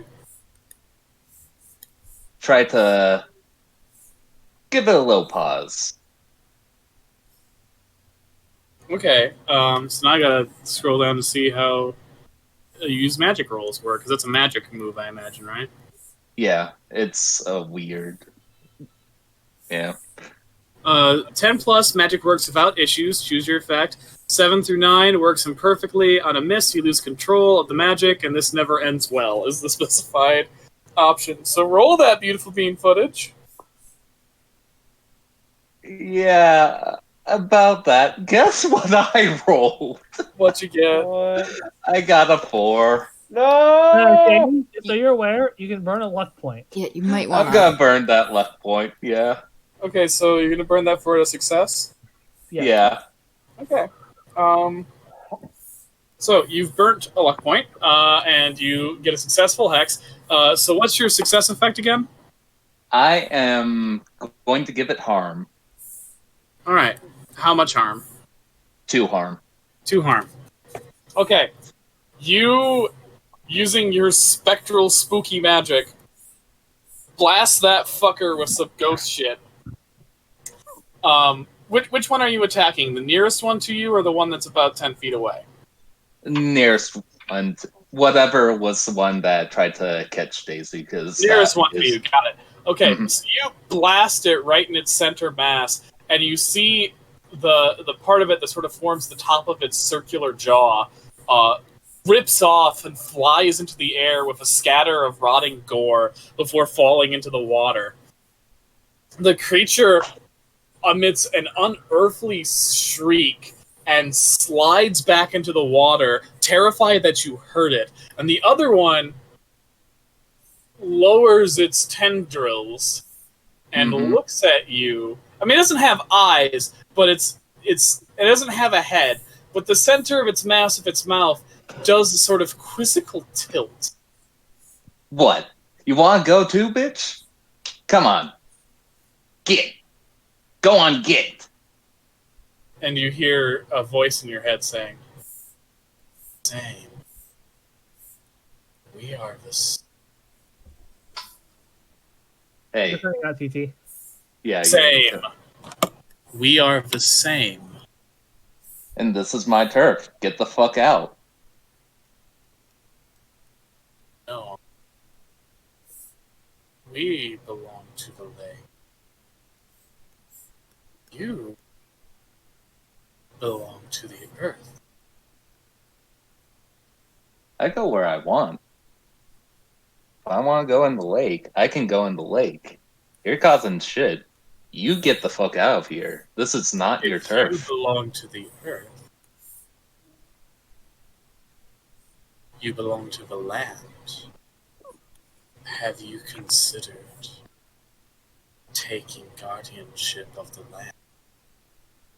Not my style. But there could be so much death for us to feed on. It would That's grow a hash. so strong. Oh yeah, and deal with the beast of the sky? Yeah, haha, fuck off. We can replace it too. Yeah, but for how long? Once we have that power, Yeah, you're not getting that power, kid. we could turn this town into a bay of death. And what? It'd be What glorious. then? Yeah, that won't really do anything in the long run. Yeah, it will be good for a point, but then afterwards it will stagnate, and boom, this place will be gone. And then, oh, gotta find a new spot. Yeah, no thank you. Shame. I pity your lack of vision. Oh, I have vision. It's just more. I'm seeing the bigger picture as opposed to what's right in front of me, bitch. Perhaps you just need to think. And the creature slides back into the water.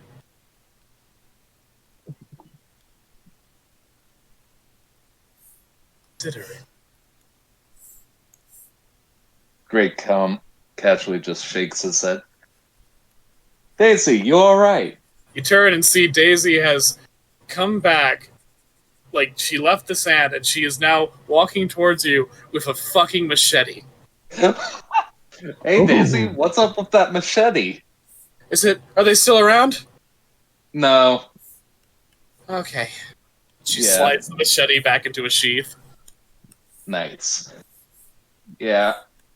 One got I fucked up one and the other decided to waste its losses and book it out.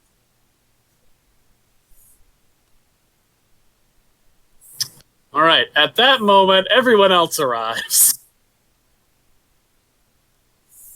Hey gang, you see Daisy Moonbeam with a fucking machete and Drake and two fucking oh shit, slides? Is that what they're called when the large sea like aquatic creature is rolled into Yeah. the surf?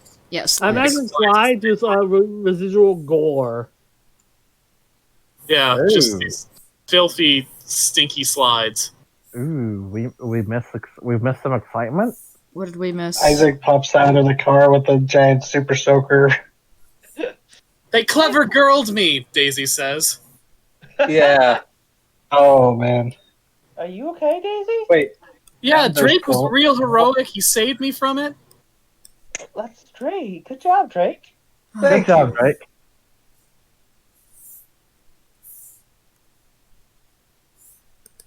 Was Thank everyone you, thank okay? Yeah, I'm fine. Suddenly rethinking, looking for these things without you guys. Yeah, that's probably not a good idea, Daisy. They're Yeah, Drake, are you even okay? Did they eat your essence? Did they feed on your death? nah. They tried to spout some bullshit and fucked off. Oh, of course they did. What Let they me say, guess, Drake? they're campaigning, aren't they?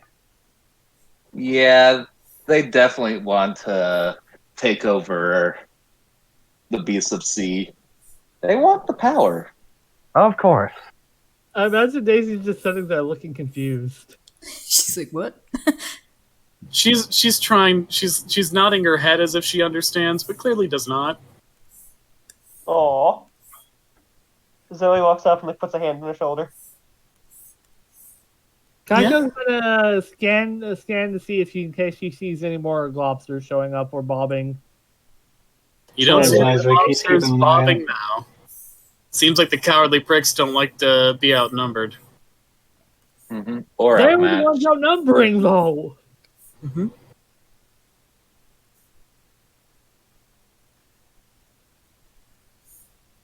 They failed the sneak attack and we're like, nah, fuck this. We're out.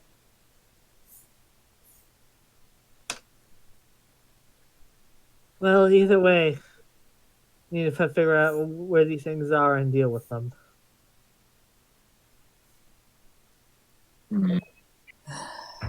Because if they're spreading like this, there's going to be a lot more people dying than.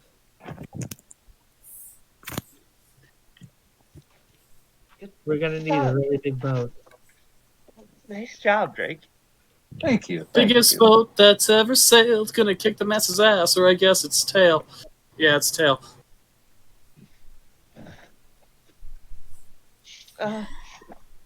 So now what? I guess now we find a boat. Is that a super soaker?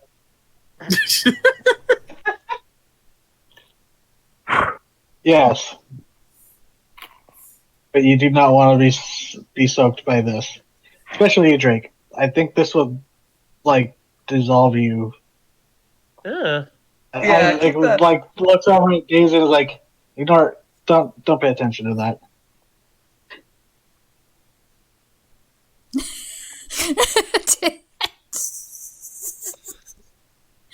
I like that we're not being careful around Daisy anymore. It's like, yeah, all right. You almost got Oh, She's kidnapped. seen the Altapogo. Yeah. She's kind of part of our group now. Yeah. Like Wait, an did she honorary. actually see the I think the Altapogo? only thing that's left is her. Yeah, Daisy Moonbeam saw the Alto Pogo. Fucking Cliff Howard pushed her out of a boat to distract him. Distract it. Oh, While that's he tried right. to get away. Yeah, that was the first time That we was, saved that was Daisy. actually planned. You planned that, but since we actually recruited her, he couldn't have done that. Yeah, well, he tried to, yeah. It's time you found out the truth about your world. Hey, Daisy, I shed all my skin off. I think the only thing is left for Daisy is to experience a witching hour. Yeah. I think you guys have experienced a lot more supernatural phenomena than I thought you already had, which I Celia might need holds, to be debriefed on. Celia holds out a hand, and in her hand there's a red gusher and a blue gusher, and she offers it to her. Oh, it's like the Matrix.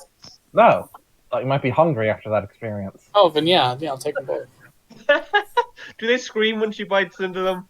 No. Okay. Hal, like, kind of reflectively goes to grab the gushers out of her hand, but she's already eaten them, so he's like, oh. Oh, that's 2 children dead. Alright. So, where do we begin? Drake, does the Park Service have a large boat? Yeah. They have a couple of speed boats and a number of what are those jet skis? Those horrible things. Yeah. Wait. Yeah. What happened to Cliff Only Howard's people boat? I know on the lake are Orans and then all the rich people fucking boats. Cliff Howard's family took their boat back after the shenanigans. Damn, I was hoping it was at like the impound lot or something. No, sadly, he is from a rich family, as many a dipshit YouTuber is. Is there a corpse now of one of the lobsters? There's a number of corpses in each of the lobsters. Can I investigate the corpses? Oh no one killed them. Oh, shit. Yeah, But didn't they- Drake blow one's head off? Yeah, but it ran you're screaming. assuming that was not a lethal wound. Gotcha. God damn, Scappa. Holy shit. Oh. Hello, Sauron. No, he's hot. 1 second, BRB. I will be right back. BRB.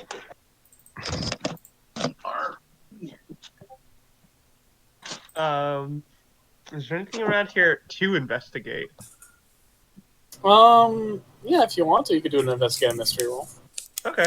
Let me get my dice. How's that work again? Can I as well? Yeah, Isaac anyone would probably be looking at the slide. Okay, investigate mystery is sharp. Up. Oh. 9. 11. Okay, so on 10 or above, you get a hold of 2. On a 7 and 9, you get a hold of 1. Okay, as she's like looking around, her tongue flicks out like a snake's. I guess I roll investigate mystery as well. That would be a 12. Because my thing lets me get a +1 to investigate a mystery. Oh, and I level up with that. Ah, nice. We all rolling to investigate? If you want to. So you can save these holds for later, or you could use them now. Mm-hmm. I'm trying to figure out. The normal questions are: what happened here? What sort of creature is it? What can it do? What can hurt it? Where did it go? What was it going to do? What is being concealed here? Some of those questions have been answered for you already. If you can think of any other pertinent but vague questions, nothing like Where what will it exactly head is, how about where will it head next? where will it head next?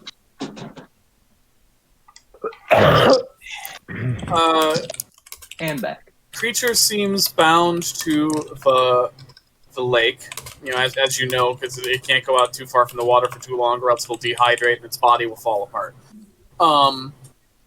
So it seems bound to the lake, which means that the trouble spots in particular would be areas where people are often, going to the lake, and it seems to like to prey on people on the lake shore rather than in the lake itself, at least so far. So the trouble areas to watch would be the beaches, particularly Vibrato Beach and Contralto Beach. It being July, these beaches are going to be busy. There are also probably a number of local banks of the lake that people use for fishing, kayaking, etc. that you would also want to look out for. What is being concealed here? What is being concealed here? So, the Globsters were setting a trap. Yes. They were using one of their own kind to lure you guys out here, and what you may or may not have picked up on is that this was a trap specifically for you. Oh, they were after us. Yes, they know you're onto them. At this point, the monsters and Melody are beginning to catch on that you're meddlers. And in the Ultima Masses case, it was trying to lure you guys specifically out, which is why it went to a somewhat more barren part of Vibrato Beach rather than Contralto Beach, which is a bit more of a touristy area, to get you out there so it could, hopefully kill at least a couple of you. Which means the Ultima Mass has shown its hand. It's after you specifically. Because it knows you are one of its major threats. Ooh, boy. I guess killing an owl man on the bank of Lake Alto sent a bit of a message. And I imagine it going out to Daisy, it kind of blew its load early. Yeah, well, it doesn't know that Daisy isn't part of the group. It knows that there are some meddling humans who investigate. Drake recognized the face from the Owlman situation and just assumed Daisy was one of your team, which I guess now she kind of is. Mhm. Yeah. Welcome to the group. Think of it. Does she see Zoe's tongue flick out like a snake's? Nah, she's not the most observant person. Her head's in the clouds most of the time. Aw. Oh man, between the Owlman thing and firing on Big Mel, I think Kaiko's put a target on her back. Yeah. Great bullshit and that? Ooh. If someone was doing supernatural experiments on you, those would be moments that showed that something was happening with that experiment. Well, thankfully it happened in the fucking Bewitched melody, so Yeah, where you specifically said they can't view. that's true.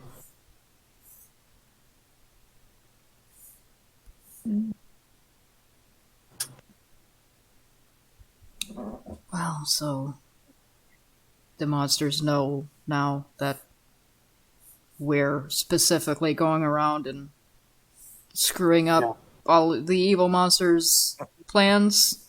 And this means that the Alto Mass is going to be looking for you when you're investigating. So we Unlike can the use other ourselves monsters as bait. who weren't aware you were specifically mobilizing against them, the Alto Mass knows you are a problem to be dealt with. So we should set a trap with us as bait. Light bulb. I can set a trap.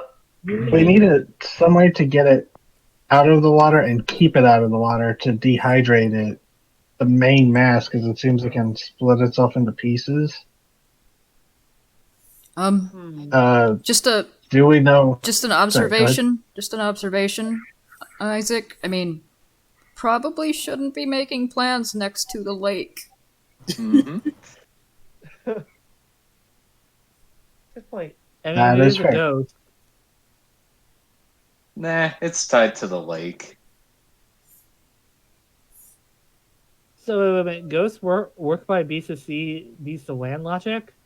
Yeah. Either way, we should reconvene at the wax museum because we're gonna need a boat. You may also want to text Orin. Yeah, this is kind of a big deal. He probably wants to Yeah, about this. Kaiko's gonna do that. Oren, Alto mass sighting, attacking and killing people. But specifically targeting us? Question mark. Get a text back. Oh shit. Also, it was always a snake. Stay away from the lake? he sends back. Jaws Kaiko types back, Jaws in quotation mark situation otherwise. Tourist season, lots of things to eat. Sounds like you're gonna need a bigger boat. Know any leads on that? Yeah, I can get the old one out. Well, I think I solved our boat problem, Kaiko says. I was waiting for Oren to reply "LOL snake?" question mark when she said Zoe was a snake. It actually is LOL Snake now. Oh my god. Oh, that was not intentional. Lol snakes. Also, know anything about magical snakes? Question mark. Zoe got bit by one is turning into half snake thing. First I've heard of that. Has she talked to Miranda? Yes. What? Oh, good. She'll work it out. Wait, you know about Miranda, Orin? Are you reading the text? Yeah. That's sending via text. I mean, I imagine Kaiko has a specific work line since she's like Yeah, but Drake canonically just bursts into text chains unannounced. He picked it up from Indrid, I think. Drake, are you hacking our phones? Yes and no. Quit it. Point. Creepy. Okay, fine. Drake is the ghost of the machine. Shit. Motherfucker.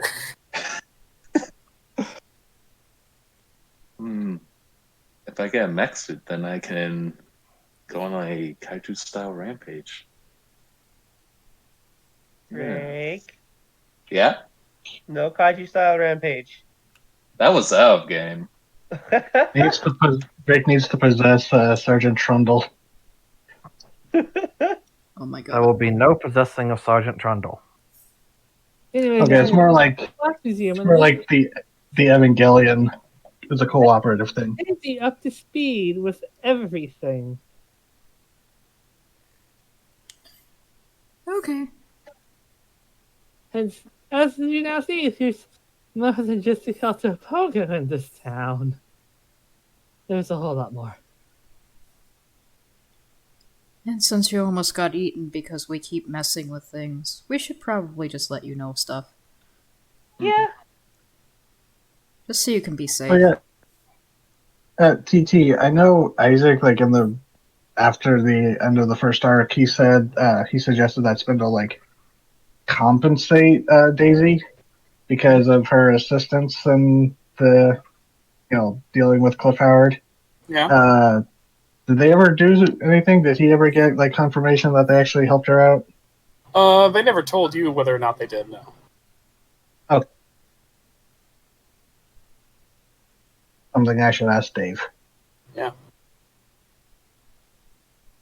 Alright, let's go to so we're going to the Wax Museum? Yes. Does anyone need a ride? Drake, do you need a ride? Sure. Alright, you all go back to the Wax Museum. Almost an Axe Museum, and that'd be fun.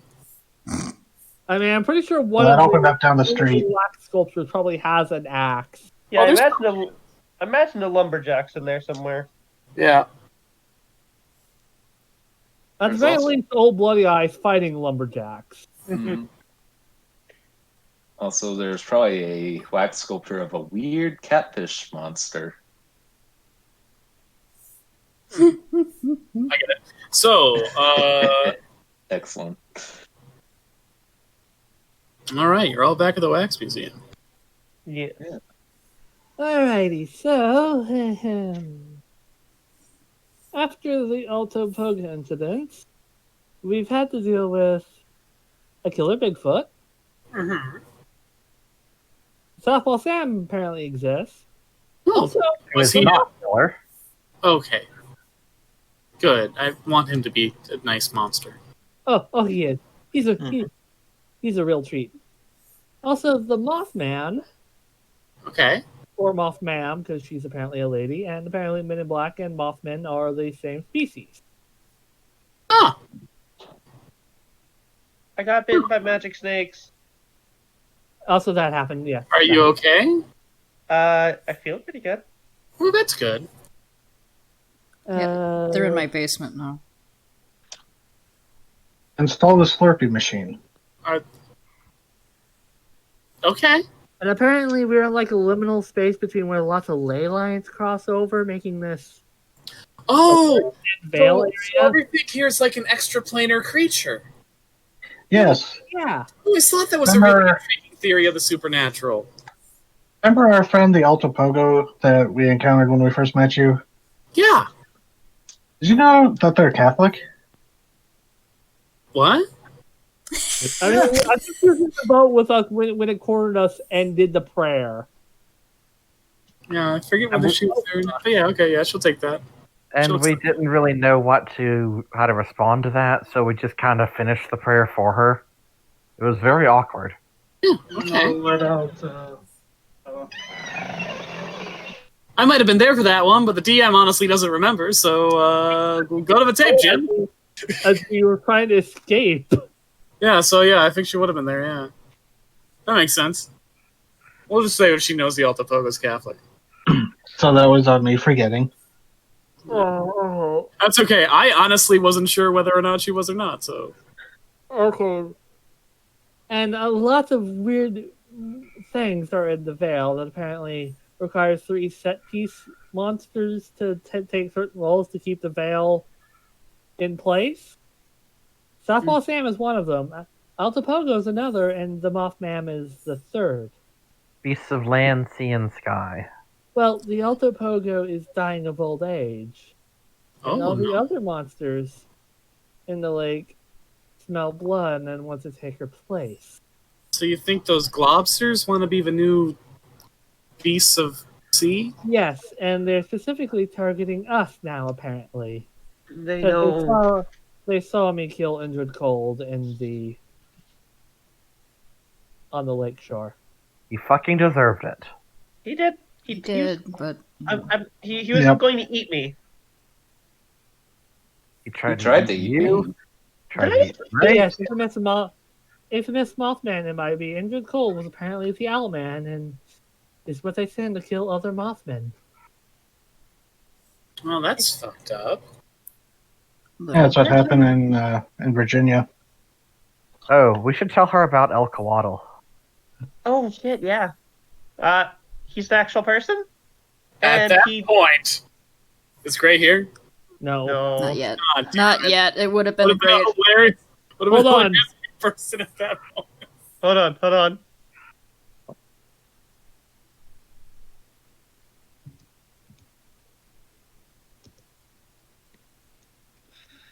We have no Coatl sign. Everyone waits. The dramatic tension builds.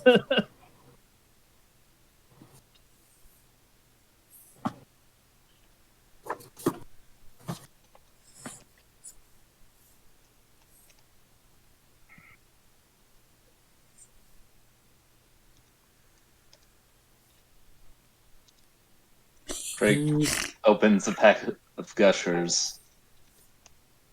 There he is. There he is. Yeah. I just got home. What's happening, folks? Okay, so Daisy At Movie that is- moment, El Coatl bursts through the doors of the Wax Museum with perfect comedic timing, not killed by a long delay. It makes it funnier. They fix it Delay in makes post. it even better. Because people expect you to be there and then get slightly disappointed, and then you finally arrive. Hello, I am lost. What is going on? I thought this was the door to the bathroom. This is not the bathroom.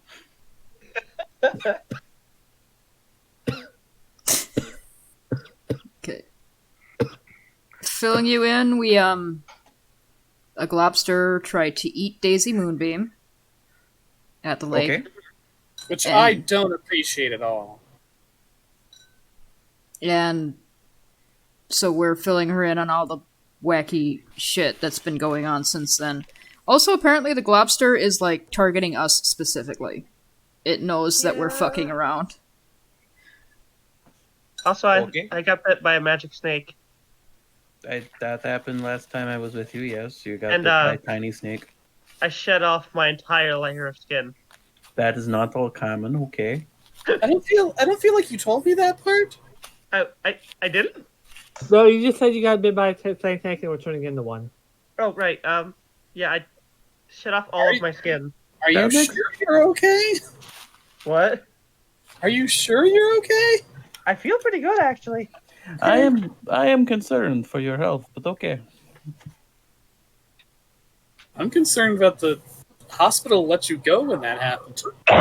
Well, as far as they know, it was just a snake bite that gave me polka dot. Wait a minute. Why did they not look into that further? Zoe, it's the hospital in Melody. Mallory passed through the room saying, probably because their pathologist isn't working anymore. Oh shit. Yeah, it's I'm gonna- I'm fairly sure they're in the pocket of the spindle. No, I'm pretty sure the hospital just like keeps them in tabs, not like They're subsidized. not very competent. Yeah. It's a pleasure to meet you, Miss Moonbeam. I am El Coatl.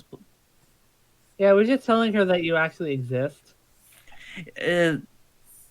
Things that should not exist exist. It is very weird.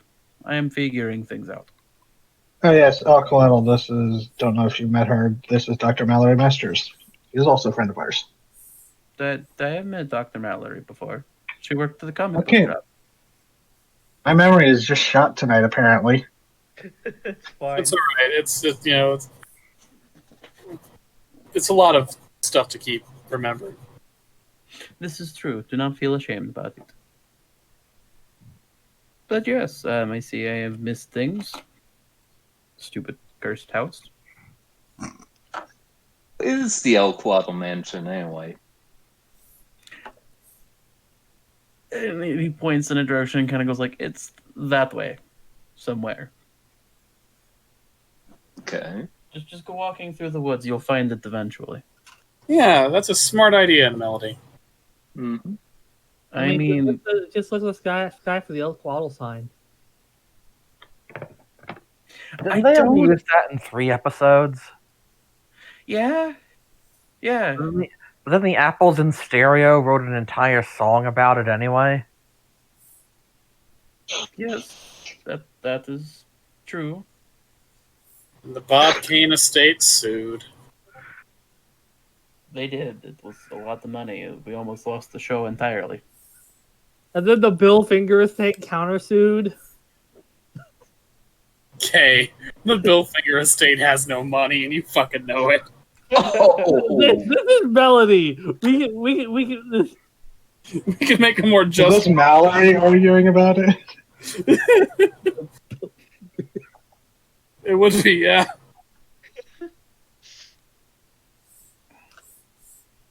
this is a reality where Simpsons ended. Damn it! It's true. It's a slightly better reality. Populated with lots of monsters that eat people. Well, it had to be a trade-off somewhere. And personally, I would take it. Yeah.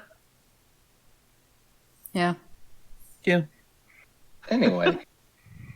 But yes, my apologies. I was answering lots of fan mail.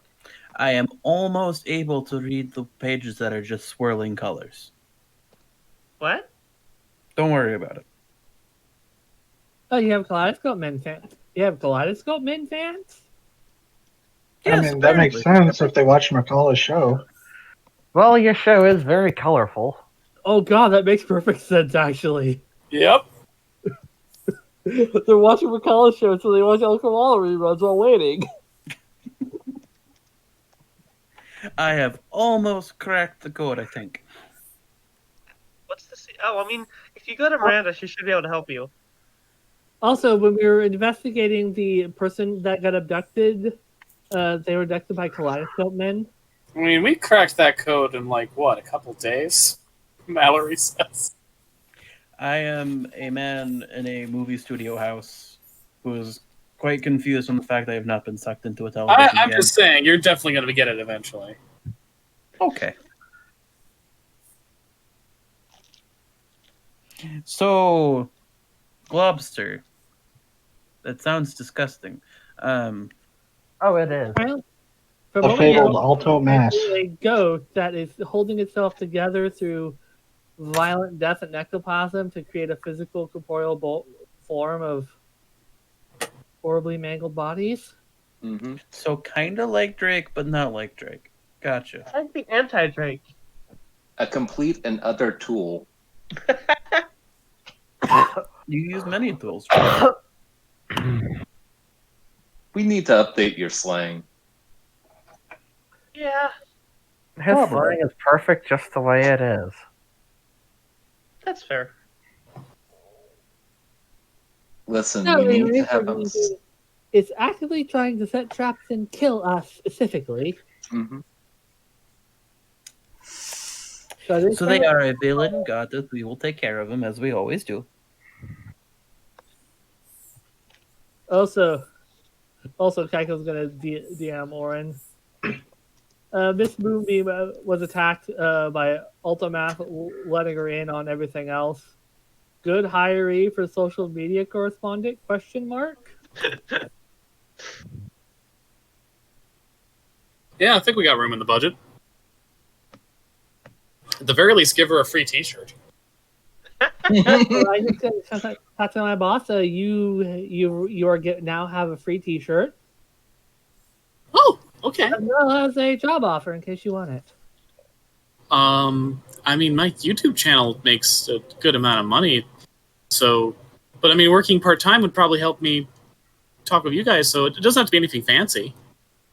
It would just be like something like social media correspondent. Oh yeah, I can do that easy. Yeah, I've seen your follower count has been getting higher and higher. Yeah, well, that's because there's so much stuff to talk about here in Melody. I know this probably goes without saying, but Daisy, Yeah. I'm not gonna talk about, Also, the certain Also- things. since you officially work, you can say you're sponsored by the Melody Wax Museum, so you can use that for your YouTube ad rolls when they demonetize you. Well, hey, you guys are my friends. I'm not going to share any personal information about you guys with strangers. That'd be really messed up. But also, Incredibly so. if And- you ever need any help, you could ask us too, right? Yeah, that's why I texted you when I found the globster. Fair.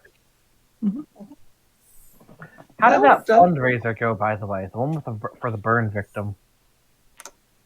Oh yeah, she didn't you see? And like she flips through her phone and she shows like the fucking Indiegogo. It's like fully funded 3 times over. Nice. Yeah, you know? Obviously, I know that in character, but my player doesn't, so I have to ask. My fan base is stuck with me through a lot, even through the whole Cliff Howard scandal. So Nice. Taiko looks 50-eyed. Well, that's because you're a nice person, Daisy. Yeah. well, And your thank best. you. Yeah, You're all you're- nice too. Group hug. Yay! Oh, El Coatl goes for a bear hug. You know this is happening. There is He no picks up escape. everybody.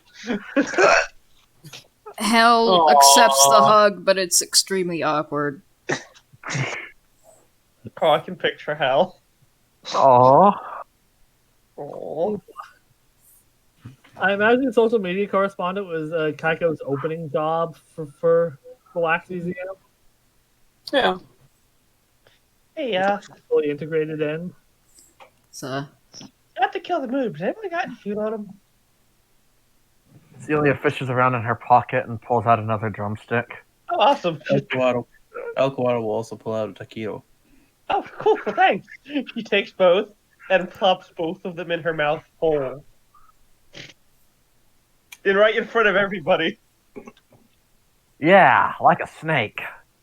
So now Um, that we're here in private, the What? ultimate is essentially targeting us. So what do we do about this situation?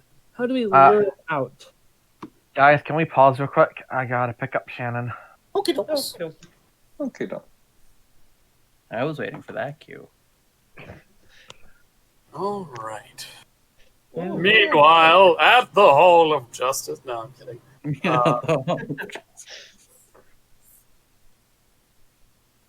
What should it be our meanwhile today? What are the Undines doing? Or better yet, how's Julie doing? Oh, Julie has it all. Julie, what? Julie has it all. Woke up early at 5 a.m. Ugh. Walked to the Wax Museum. Waited. And waited. Waited. Until she heard a car park in the back.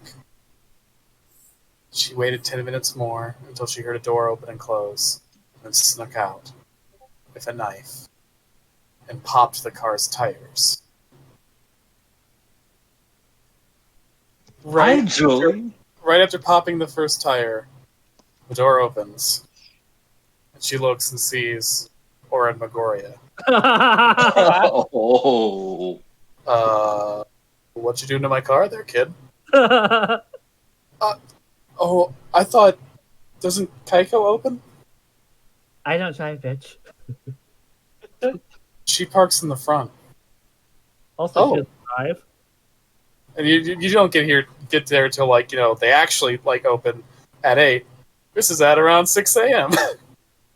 Oh, I just had to pick up some things. And then I had to spend the rest of the day driving, so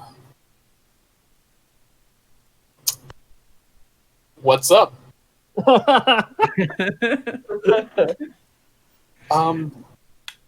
This is a big misunderstanding. Yeah. So how are we gonna fix this misunderstanding? There's so much disappointed dad vibes here. Am I supposed to call the cops? Is that how this ends? I have a feeling you wouldn't know how to handle that situation.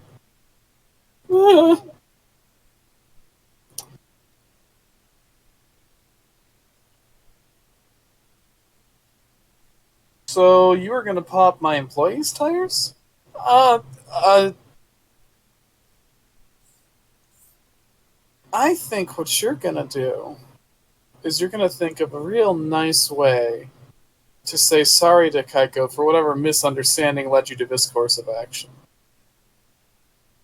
And I think you're gonna do that sometime today, and I think I'm gonna hear about it, or else maybe we'll talk about what happens when you're caught on camera popping a man's tires.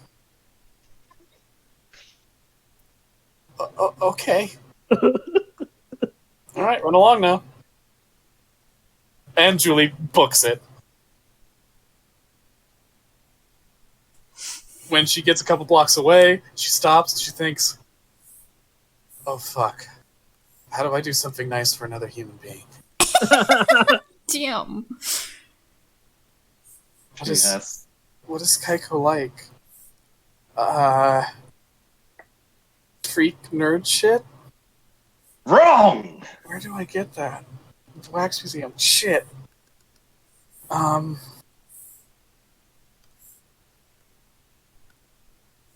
god. As she's walking, she sees the entrepreneur's stand. Hey, you're always selling weird shit. 10 years old. What? 10 years old, and you just said the S word. What? Give me $5. What? You just said the S word, and I'm gonna tell my mom that you were swearing in front of me and disabusing me of my youth.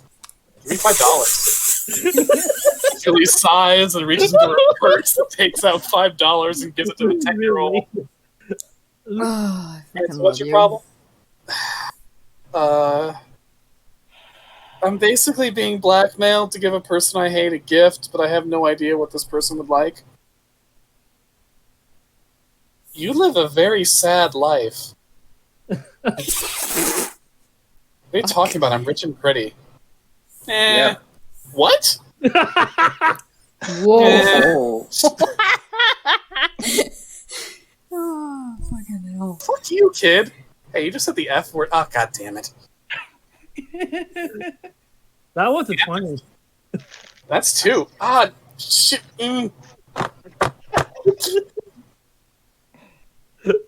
Gives the kid a $20 bill to cover the next possible expense that pops up. Also, That's they were cool. playing her like a fiddle. Good job, You, kid. I see you selling things around here all the time. Do you know who Kaiko is? I mean, you probably don't because she's a mousy little nobody. Yeah, I know Kaiko. She buys a lot of stuff. Cool. What kind of stuff that you sell does she like? Well, I make a lot of things with the local cryptids. Hell is a cryptid? Do you know nothing about the culture of your town? I know everything about the culture of our town. I know where the good spots to smoke are. I know how to keep from being spotted by that creepy gravedigger guy. I know No, everything. you don't. Is Drake just there?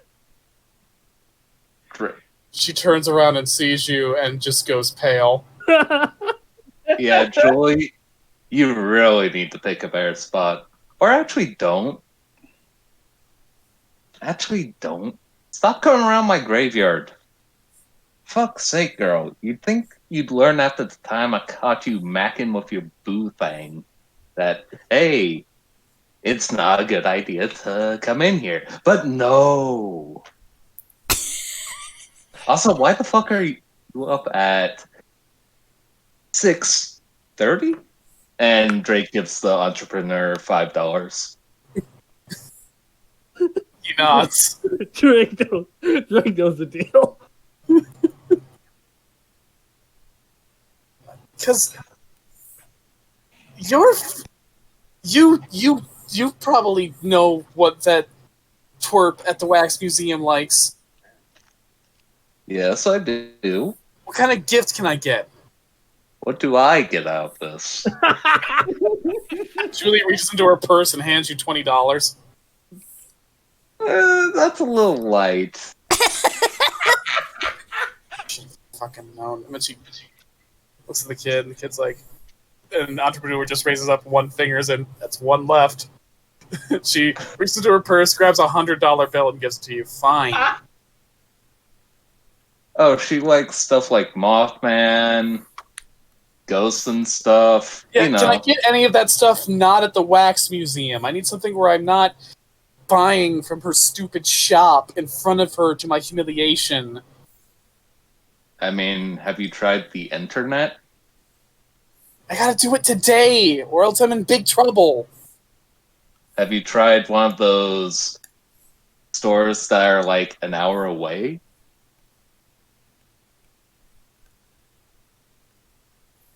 Like, just go driving to a tourist trap? Yep.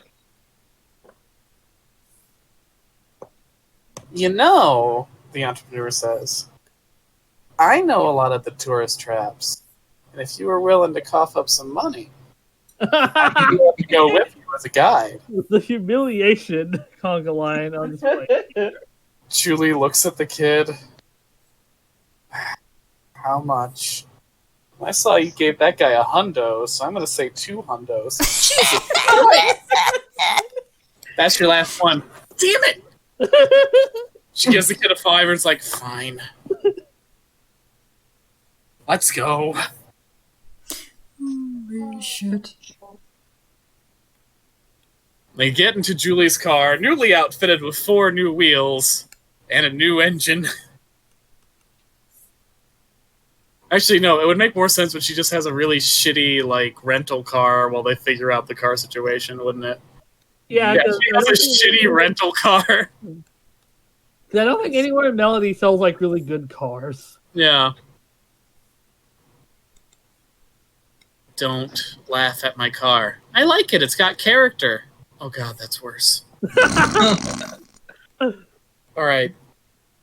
Let's go. The two of them go down the highway. Born to be wild plays. I did not give you I didn't even see you get in. How are you here? I know a guy. Gotta say, mister, a little bit creepy. Yeah, that's so creepy. Oh shit, I should probably get out of here. And Drake casually just opens the back door and pulls out. Leaps out of the The goddamn entrepreneur gets out of his seat, crosses the back seat, closes the door while Julie's swerving across the road. He crawls back in the front seat, buckles himself in, and looks at her like, Jesus Christ, get a hold of yourself. Also, Born to be Wild is still playing on the radio. Please change the station, and the entrepreneur shrugs and does it, and it's still playing Born to be Wild. Every station they go to is just Born to be Wild on loop. Is that normal?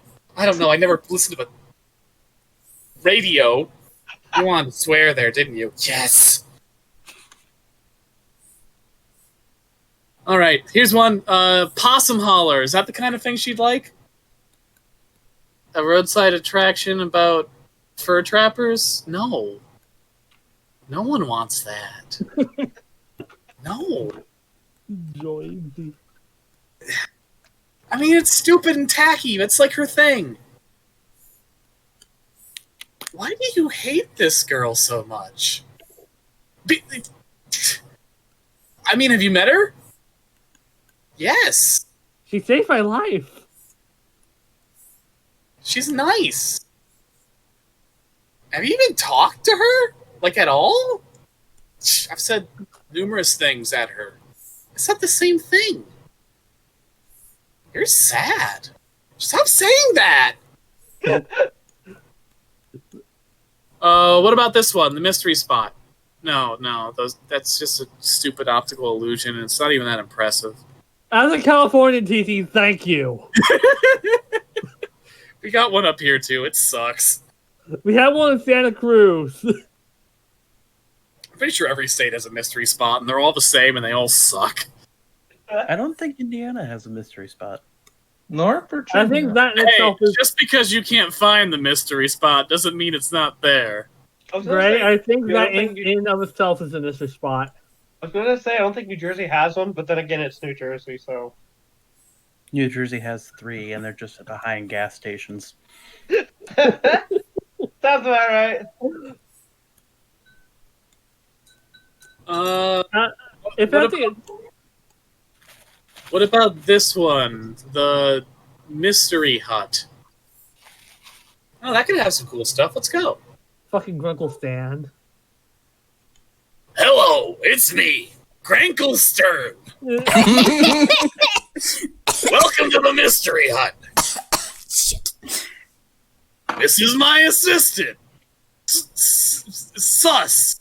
Yo, dudes, it's me, Sus. We got all sorts of cryptozoology stuff. Go and have yourself a buy. Look, these are my twin teenage children. Nephews or whatever. Hi, I'm Skipper. And I'm Grable. Wow, those impressions weren't trying at all. Shit. And here's our cool, slightly unapproachable, red-haired teenage girl helper, Linda Cardellini. Anyway, buy some stuff. Wait a minute. Was Linda a former victim of House of Dolls bullying before too? Nah. They just fucking stumbled into a witching hour, and this is some weird thing happening to them right now. Are they in fucking limbo? That's the Mystery Hut. So famous that whenever people in the year 2020 think of a story with cryptozoology and rural stuff, they're like, oh, it's just like the story of the Mystery Hut and Granklestern and all those other characters. No one else could do something with this premise that lives outside its shadow. And look, there's Triangle Man! He hates Person Man! Look at him go, tap dancing. Holy crap. And then the entrepreneur looks at Julie and is like, I feel like this is a parody of something that I'm too young to have seen. Anyway, let's just buy that furred trout. It's like a classic staple. I think it's like $40. Yeah, they're going to be pricey. So that's the kind of day this is today. I imagine if this arc is gonna end up in a witching hour at this point. My ex-wife misses me, but her aim is getting better. That's a weird non sequitur to say as I'm at the checkout. But just take my money. All right, come back again. And remember to watch Gravity Falls. It's a genuinely good show. And the fact that everyone thinks that mystery shacks and cryptozoology were invented by it is slightly annoying. But on the other hand, a lot of people watch that show, and that's good because it's a very good show. It's very quality. Alex Hirsch, you're a good guy. All right, get out of here. Goodbye. Julie and the entrepreneur sit in the car and it's like, I don't know about you, but I think ours is, it's a little bit, it's less cliche. It's less trite. It feels like a lot of people are just stripping off Gravity Falls and they do this sort of thing, only they're trying to make it edgier. Whereas I think we're doing something just as stupid and weird. What the fuck are you talking about? Ha! $5. Oh, I love this kid. Alright, let's go back to town. I get on the road. They drive for a bit. Hey, do you know any good ghost stories? No, I'm an adult. I thought you were like a teenager. No, I'm like 23. Then why aren't you engaging in like high school drama stuff? Aren't you supposed to be older than that? Julie stares at him out of the corner of her eye. Like you're like at the age where you could have gotten a bachelor's degree. Have you not gone to college? Why are you still in your hometown? But you don't even seem to enjoy being here. You're a really sad person, aren't you? Stop saying that. Oh. Have you ever thought about like looking inward and stuff?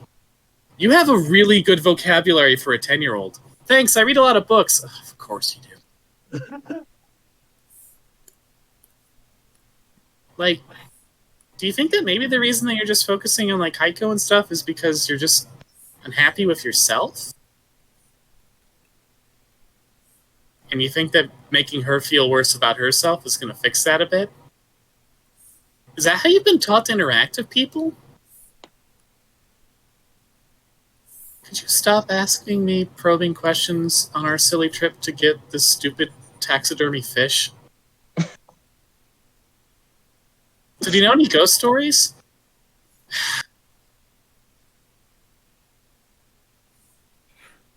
Once upon a time, there was an old man who just hated people, so he moved out to the middle of the woods to be away from everybody. Okay. And he moved there with his 3 dogs, Scratcher, Sniffer, and Biter. Oh, okay. And because he was in the woods, there was no restaurants. There were no fast food places. There were no grocery stores, so he had to hunt for himself. Okay. And one day, he's out hunting. And as Julie starts getting into the story, she starts smiling because it is actually fun to tell a ghost story to a kid. And he finds no deer. He finds no rabbits. He finds no raccoons. He finds nothing to eat, and he's worried that he's going to go hungry tonight because he hasn't found anything. Until he comes across a log, and sticking out of the log is a tail. A very, very, very long tail. Is it like a snake? No, it's furry. Oh. And he looks at this tail, and at first he's like, what could this belong to? Because it's like, I don't know, like 12 feet long. Then he thinks, there's a lot of meat on that tail, so he gets out his hunter's knife, and he cuts the tail off. And then he takes it back home. And he takes the fur off, and he puts it in a stew pot, and he makes a stew. Okay. But as he's making the stew, he hears from the woods, "Give me my tail back!" Well, he thinks nothing of it, and he makes more stew, and eventually he pours the stew out into some bowls for him and his dogs. But as he's pouring it out, he hears once again, "Give me my tail back!" That voice is really cool. Thanks. So he opens the door, and he looks outside, and he sees these glowing yellow eyes in the woods, right? Yeah? And out from the woods, he hears, "Give me my tail back!" And so he points to one of his dogs, and he says, "Sniffer, go get that weasel." And Sniffer runs out into the woods, and there's a great big fight. Lots of howling and yowling and biting, and eventually, the dog runs away. "Give me my tail back!" And so he points to the next dog and says, "Scratcher, go get that weasel." And Scratcher runs out. And again, there's a very big, very loud fight. And finally, the second dog runs away. "Give me my tail back!" And so the old man looks to his biggest dog, Biter, his meanest, largest, strongest dog, and he says, "Biter, go get that weasel." And there's a huge fight. The sounds are horrible. A tree gets knocked over. It's terrible. And then, finally, the third dog ran away. The third dog ran away. And then he hears, Give me my tail back! And so the hunter closes the door and he locks it, and soon he hears the sound of clawed feet scratching at the door. But the thing doesn't get through, so he thinks he's safe until he hears the sound of claws digging into the walls and then slashing on the roof. And then dust falls from his chimney as he hears again, "Give me my tail back!" And he hears the sounds of claws raking the bricks on the inside of his chimney, and eventually this great big furry beast emerges from it with glowing yellow eyes and jaws full of great big slobbery fangs, and it looks at him and it growls, "Give me my tail back!" And the old man, Julie looks and sees the entrepreneur, is both terrified and fascinated, and she smiles and she says, the old man points to the soup and says, I ate it. And the monster looks at him, and it looks at the soup, and it looks at him, and it looks at the floor and says, "Oh, I'm gonna miss my jail." That's it? Yeah, that's it. Oh my god, that was so scary, but it was funny. Yeah, it's fun. A friend told me that story when I was a little kid. Aww. Aw. God damn Do you have any other Tizzy. stories? No, that's my one story. And the two of them drive back to town. Eventually, Julie drops the entrepreneur off at his little stand. Nods to him. Hey. Well, what? I was just making a joke when I said you weren't pretty before. You're pretty. Oh, thanks. I didn't really mean it when I said your stuff is crappy. You said my stuff was crappy? Can I buy a lemonade or whatever? Here, have one for free. Well, that's not a good business model. Yeah, but I just made like almost $300 off of you. I'm feeling a little guilty. Fair What is this guilt? And Julie drives off with a few thoughts in her head. Aww. Oh, that was sweet. I'm going to the bathroom.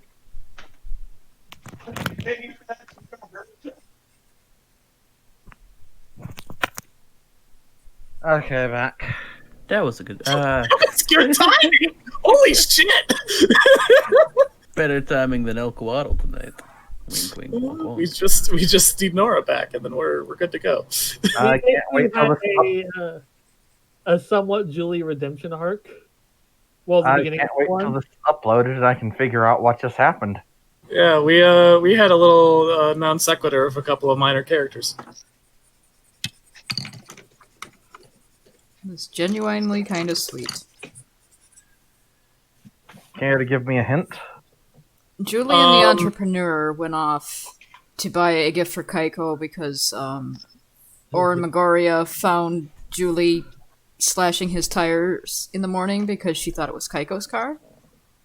Even though Kaiko doesn't drive.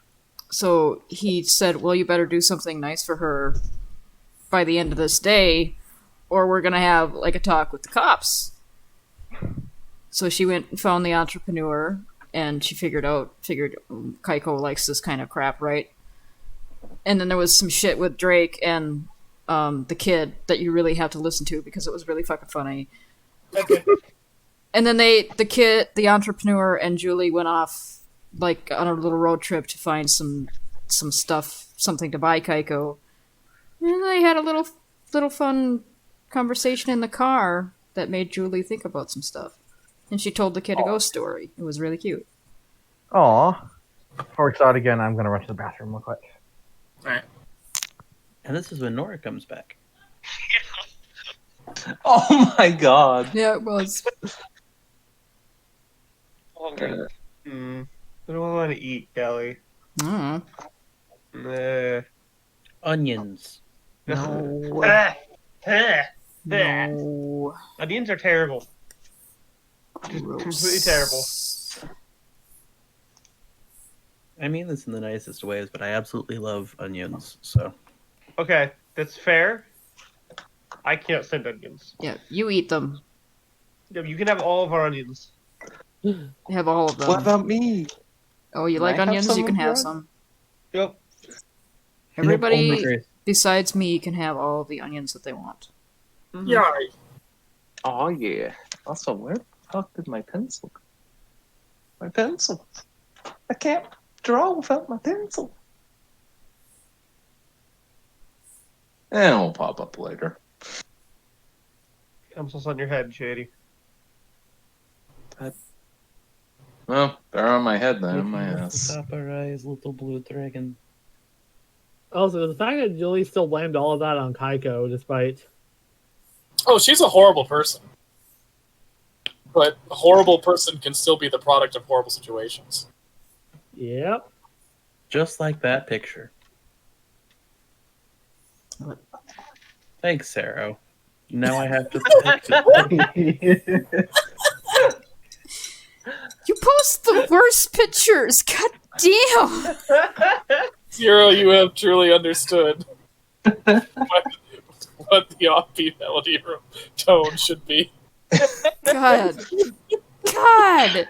I saw it, and it was the worst, and I knew I had to share it. Ah. I'm not even Hold looking on, at I it have a gift anymore. for this. Hold on, I have a gift for this. Oh, let me go find the video if we're going to post that Oh, GIF again. Shady, no. Shady, no. What are you posting? No. I Put, hate it. put that back. Put that thing back where it came from. Or Hey. Oh, you think that's bad? No. Stop No. trying to one up each other. No, Fucking. Fucking.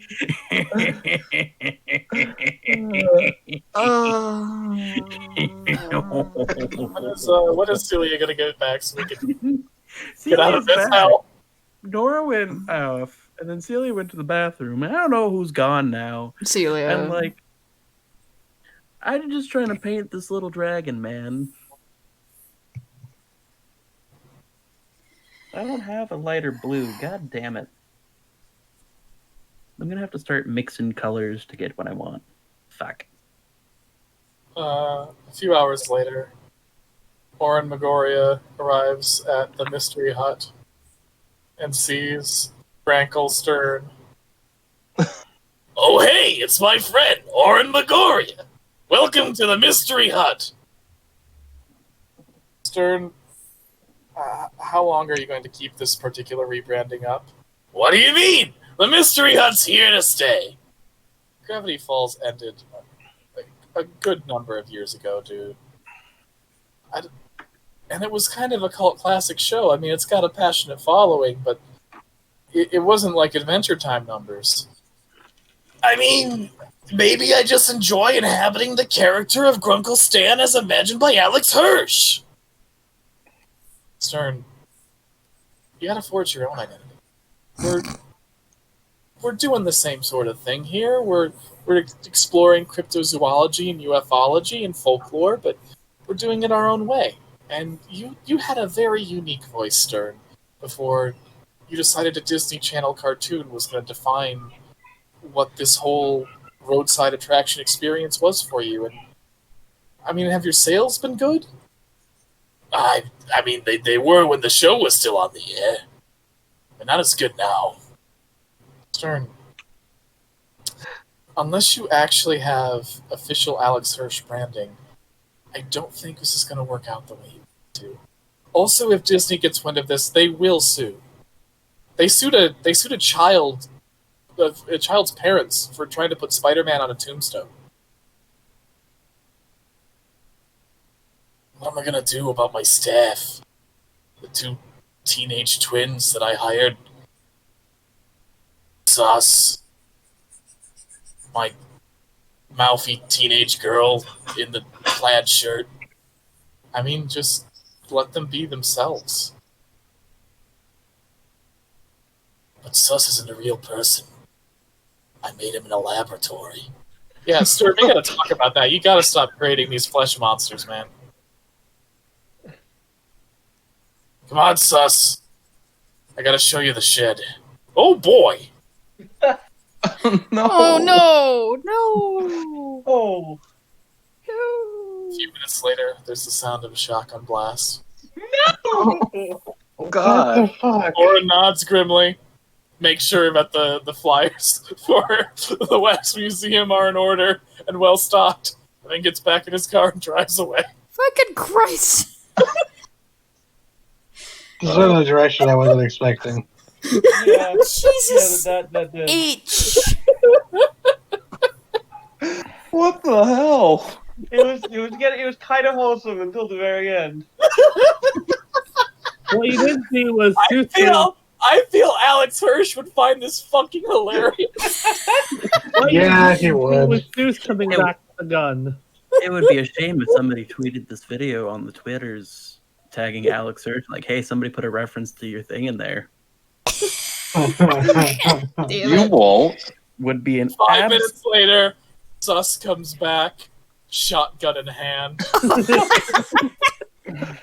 There's a new owner of the Mystery Hut, dudes. Things are gonna change. Fucking Christ. What the fuck? Celia, are you back? Damn it. TT's going mad with power. So, what is Zeus going to be panning the Mystery Hut into? I don't know. I improv'd this. This began as an off-the-cuff Gravity Falls joke, but now it's canon, so I have to figure out what to do with it, which is how Offbeat Melody often works. Holy shit. Meanwhile, How Drake much are you comes up. regretting- You're simultaneously enjoying this but regretting it all at once. Yeah, that's sort of the experience of DMing a campaign. Meanwhile, Drake comes out from behind the shed. Damn, that shit got dark, yo. I'm going back to Melody. He Jesus. says as he stands over the corpse of Grankle Stern. And he pokes it with a stick just to make sure. Yeah. Yeah. A shame that.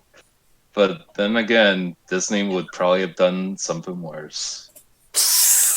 Boy, I'll say, says Triangle Man, who's out here on his smoke break. What are you going to do now? I don't know. I'm a horrible geometric abomination. I'm fairly sure Silent Hill will have a job for you. Who said that? Or Quiet Plateau. Oh, that's just the Sky voices. Ignore them.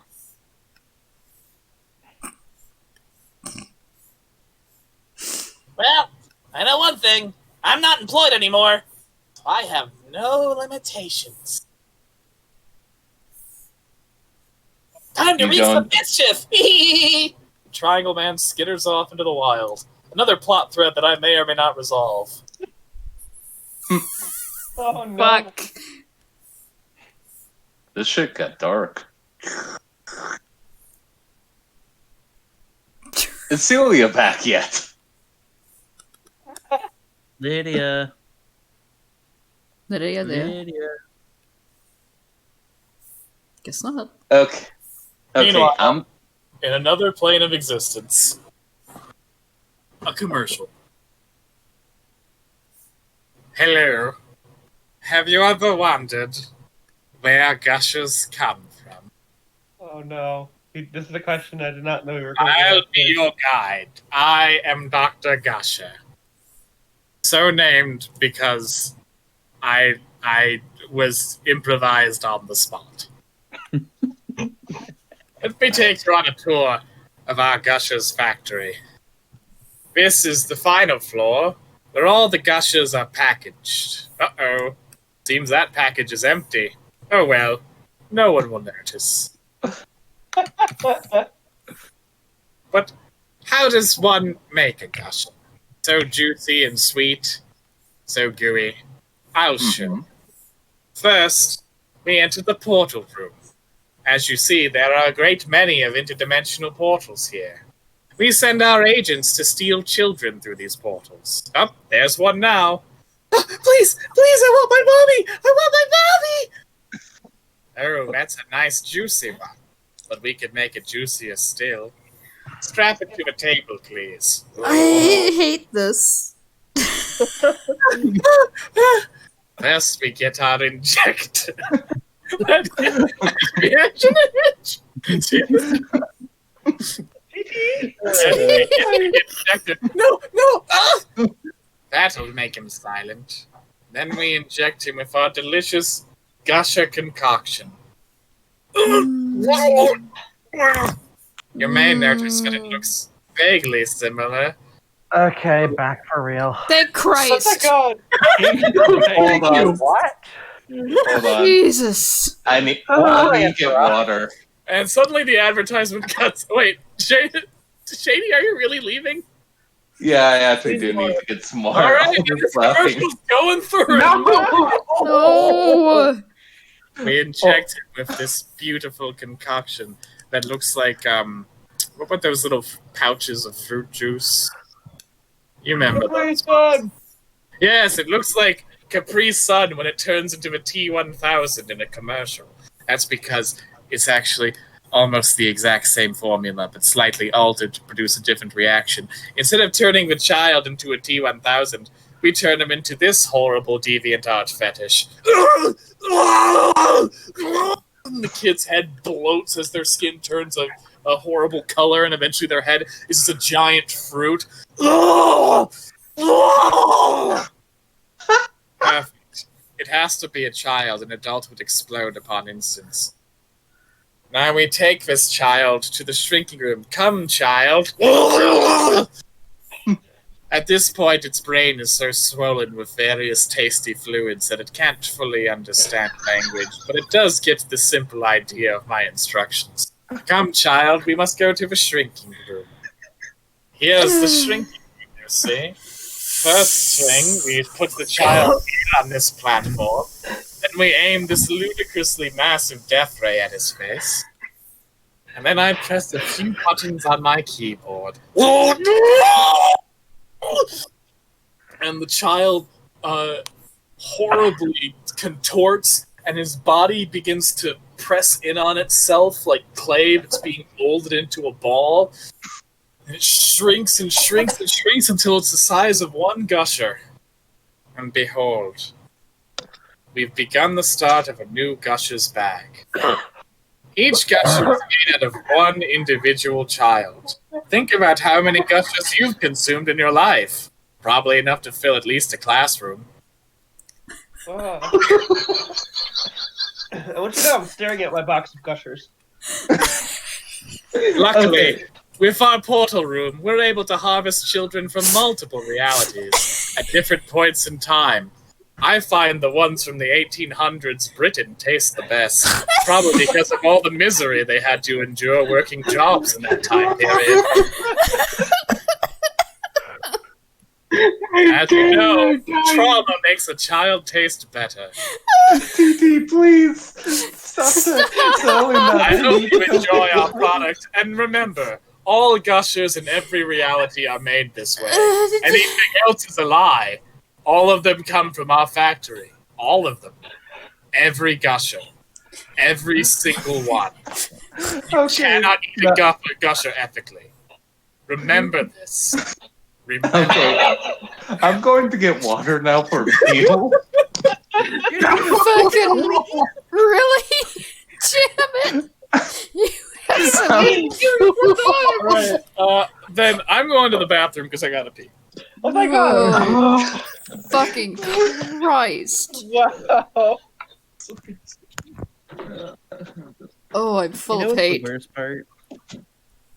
I'm painting this gibbering mouther miniature in like that gusher blue color. Oh Oh god. god. That's, Oh god, I gotta pee. Jesus. Yeah, same. well, since we're doing stuff, I'm gonna grab a snack, I guess. And not Smack gushers. that smile back, screaming kids.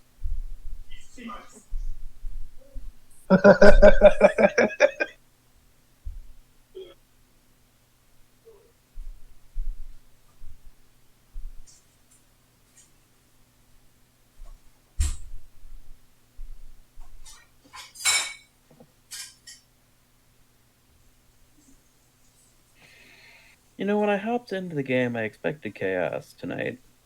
It's TT. This is something else entirely. Yeah, I'm not sure how we're gonna land this back on the rails. Yeah, I'm not sure we are, to be honest with you. Okay, so we're gonna clean the brush off because it's obviously gotten too sticky.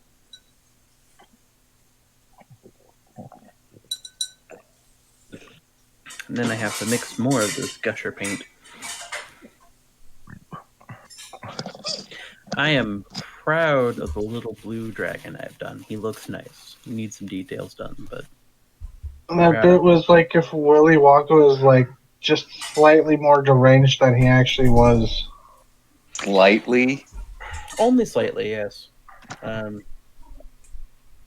Also, I'm sorry for not leaving when I said I was initially, but I had to see that skit through. As the man who has been eating the gushers this entire time, I understand. That doesn't make me hate you any less. Jesus. I'm going to mix more of this gusher blue paint color, and I'm going to take a picture and send it specifically only to TT and go, what happens when the factory has floor issues? Oh no. So are we all back? Yeah. I am. Yeah, maybe. Where's the Nora? Nora's in the kitchen. Nora! Everybody's back.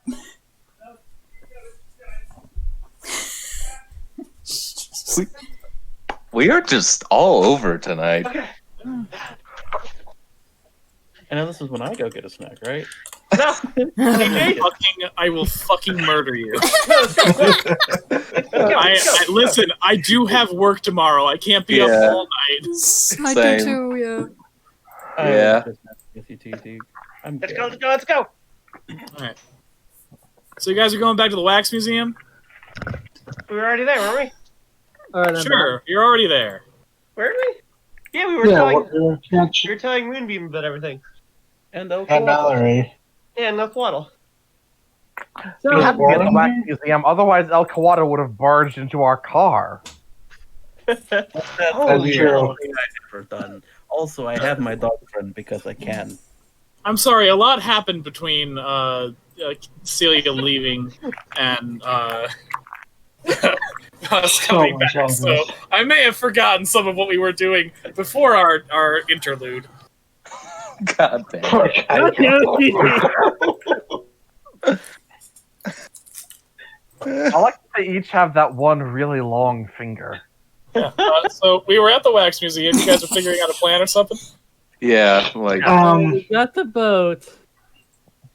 I so that super soaker that I jumped out with, when I brought the sample to Spindle, they synthesized up what they believe should dissolve it down into its base parts enough that the spectral entity, the poltergeist, won't be able to hold its form anymore and will dissipate.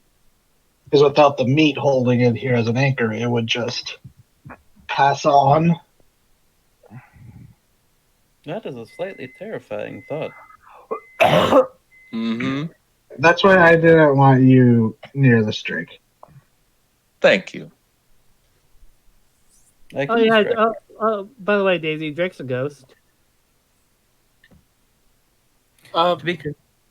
No, go ahead. Really? Yeah. He's a lot of ghosts in one body, can't you see? No.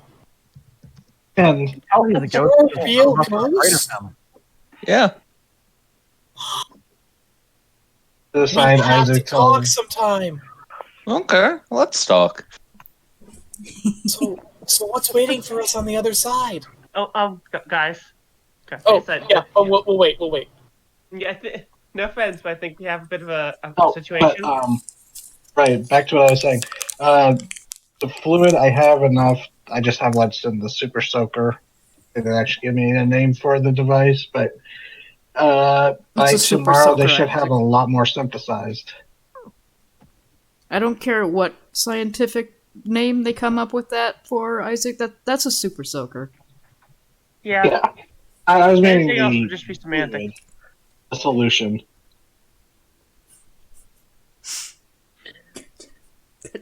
Yeah, I don't know what they're calling it.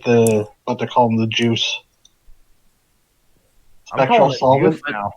It's ecto crueler. It's ecto. Yeah, Isn't that the donut? nope, no, that's what it is now. It's ecto crueler. We have to hit the glob with the ecto crueler. Why are we hitting All it right, with donuts? I'll let the inventor know. Okay, so I one, mean- we have to get it out of the water somehow. 2, Mhm. we have to have enough of that juice. I refuse. I'm not calling it Ecto Cooler. Damn it, Hal. No. I I mean, have it's I have technically a some form of limits, solvent. Zoe. I have some limits, and that's one of them. No. Why is that your limit after everything? I mean, he puts up with everything. Sometimes Sometimes a you just mundane gotta thing. make a stand. Hmm. Fair. You have to put yourself in a spot and say, "What am I willing to put up with today?" And apparently, this is Hal's line. So either one of those would work, right? That's what I'm getting from this. Either one of those would work. Is if we took the entire thing out of the water, or we dump this crap on it. Well, okay. If we Probably can a lure it combination out, of it. we could. I could build a trap, drop it in a hole. But something that big, I don't think we can build a trap big enough for it. Hey. We could think of something. We drop it in a giant ass hole. We could probably climb out of it, but that gives us enough time to do what we did. A hole in a lake. No, we lure it to us. Yeah, we we need to somehow haul it out of the lake. Yeah, I mean, I have the don't one think harpoon fighting gun. this thing on the water is a good idea for anybody. I But will fight it on the water. I enjoy fighting in water. So do I. Okay. That's 2 of you, and you're fighting it in its turf. I don't think that's a good idea, guys. We could be bait on that front. I don't feel comfortable using you 2 as bait on the water in its turf. Yeah. Also, I think it'd be mostly attracted to me, given what happened on the lakeshore. I mean, it knows all of us. Hmm. Even me? Pretty sure any one of us could just stand on the lakeshore, turn around and slap our ass and say, "Hey, come get some." Ah, I are do you have a volunteering very now? Also, it's probably suspecting a trap. Okay, but I'm really good at building traps. Hal is silently looking at Drake. You cannot parse out the emotion that's on his face, but it's there. And there's a And lot of Drake it. is Pick up just now. breaking down laughing.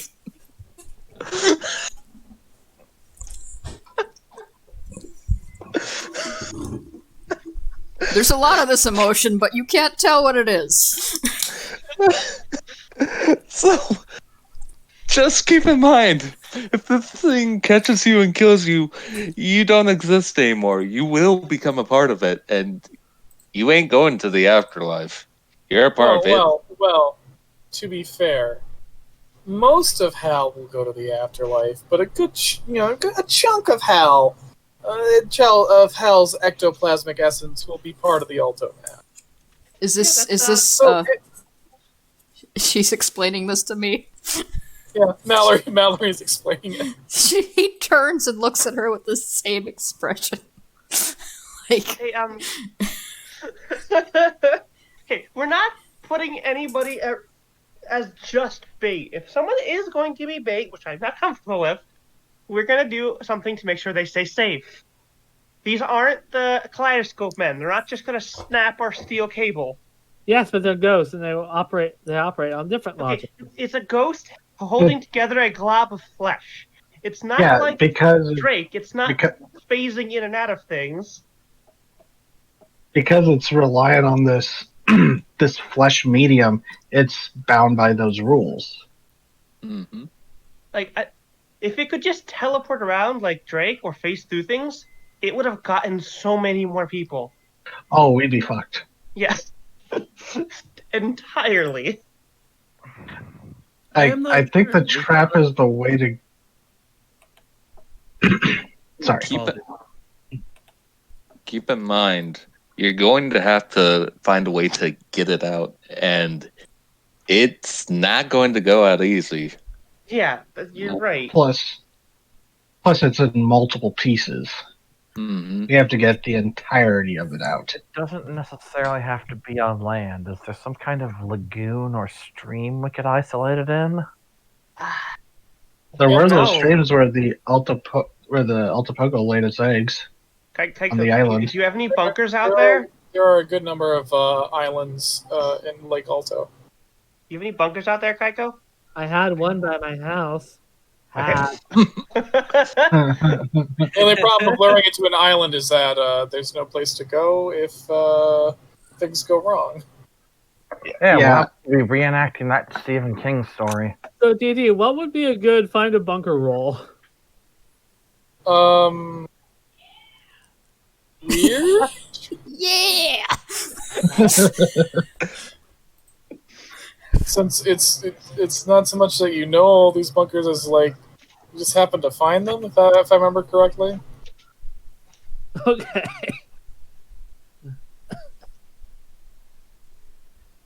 I'm actually starting to cough a bit now.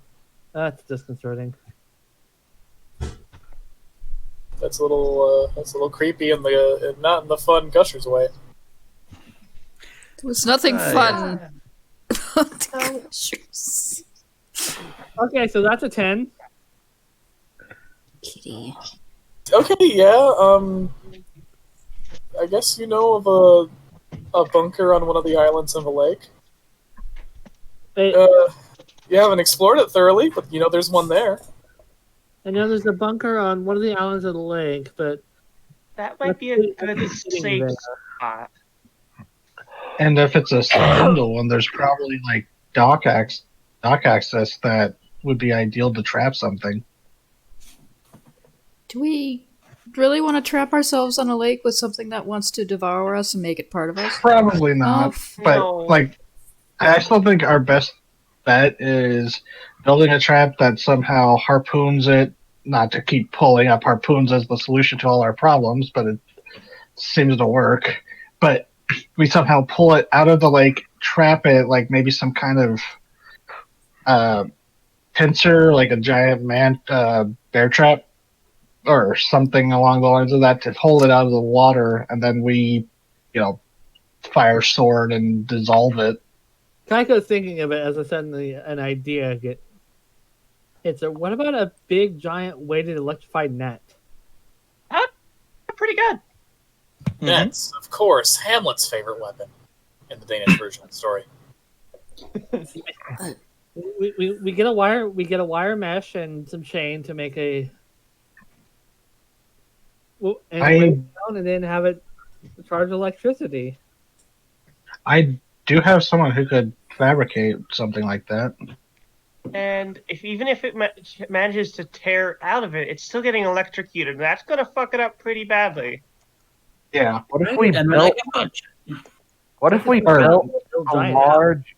What if we built a large upright panel that would electrocute it, and if we lure it to land, put it in place, and it will just dry out? Hey, wait a minute. Me and Miranda talked about that last night. You know, that actually could work. Yeah, Kamajira versus Defla. Yeah. Shaking my head, TT.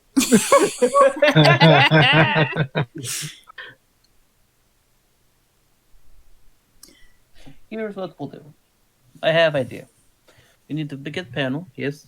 But once we get the panel built, I will be bait. I will hop in my wonderful automobile, slowly lure it up to the panel, drive through the panel, we net it, electrocute it, fry it like bacon. Okay. How do we get it to know? How do we know it's following you? Also, we should probably find out where its lair is first as well. It's also true. We need to bring it from there. We probably need to research this. Okay. If it's a ghost, or collection of ghosts, theoretically, wouldn't it hang around the place where, so like probably a shipwreck or something? If the two of you remember from talking to your respective experts, normally a poltergeist hangs around, is stuck to a location that it's tied to. But the Alto Mass, much like your friend Drake, is unusual in that it is not location bound; it is ambulatory. Shoot. This really is the nega you, Drake. Celia, look at the time. Celia checks her watch. It is 5:39. Oh shit, guys! I gotta do my thing. In the lake with the monster that is intentionally. Yeah, you're still doing that. Well, guys, maybe how'd I go with her and hate my phone on me? Well, hopefully you can move quick enough. Oh, fine.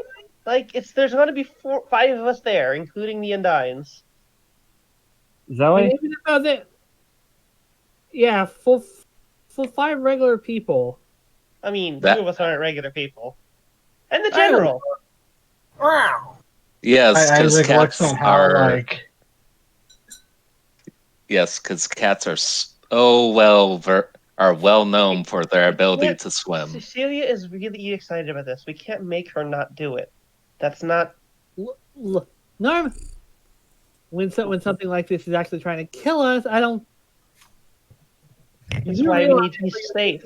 Nora is, oh, people want to do this, so we should send kids back in school because they want to go back to school. Oh, That is not the same thing. Let's not bring real world politics into our fun monster game. Or else I'll make you watch another Gushers commercial. I hope I gave some inspiration in the chat. I'm trying to keep us alive. Well, then why don't we all go?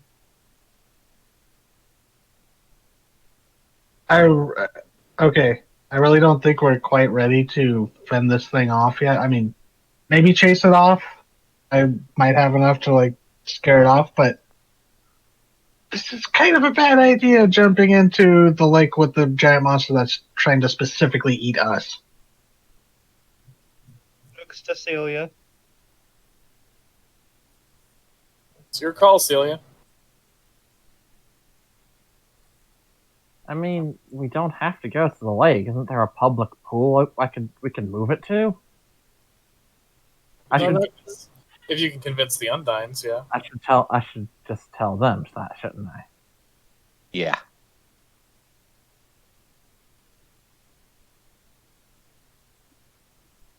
You have their number, right? Yeah. Celia picks up the cell phone. Her is already punching the number in. She calls Megan. Oh, hey. Are Megan. you on your way to practice? I'm about to be. There is a concern. How do I word this? Weird things happening at the There's beach. someone in the lake who wants to kill me specifically. Do you think? Is there another body of water we can practice at? What? There's someone trying to kill you? Yeah, me specifically. Who? Really, really big guy. Kind of ugly. Does not take care of himself. You will know him when you see him. Okay. Does he have a name? I think he's a part of a church congregation. Math. All right. Hey, you come down here. If this guy shows up, Oh no. we will kick his ass.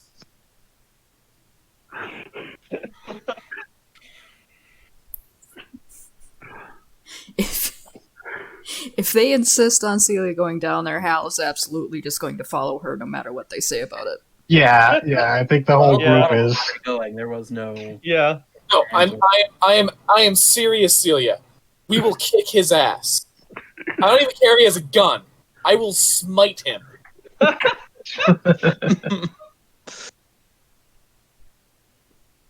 Okay. You don't mess with an Undine.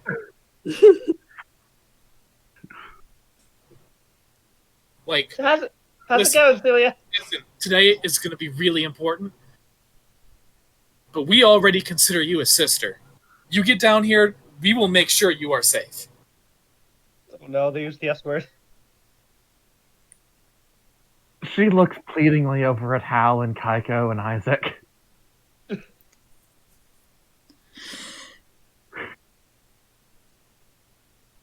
If you're still gonna go, I'm going as well. Okay, so should we get the boat on standby? Because I'm pretty sure Oren also has a big harpoon on that thing. That's a great idea, Kaiko. If we see it, shoot it. Well, you shoot it. I've always wondered why he had a big giant harpoon for something that he. I've always wondered, but not recently. It makes a lot of sense now.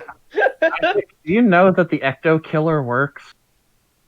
Ecto Crueler, Celia. No! The spectral solvent was tested on the samples brought to him, to the lab. So, I mean, we still have that one sample in the fish tank here, right?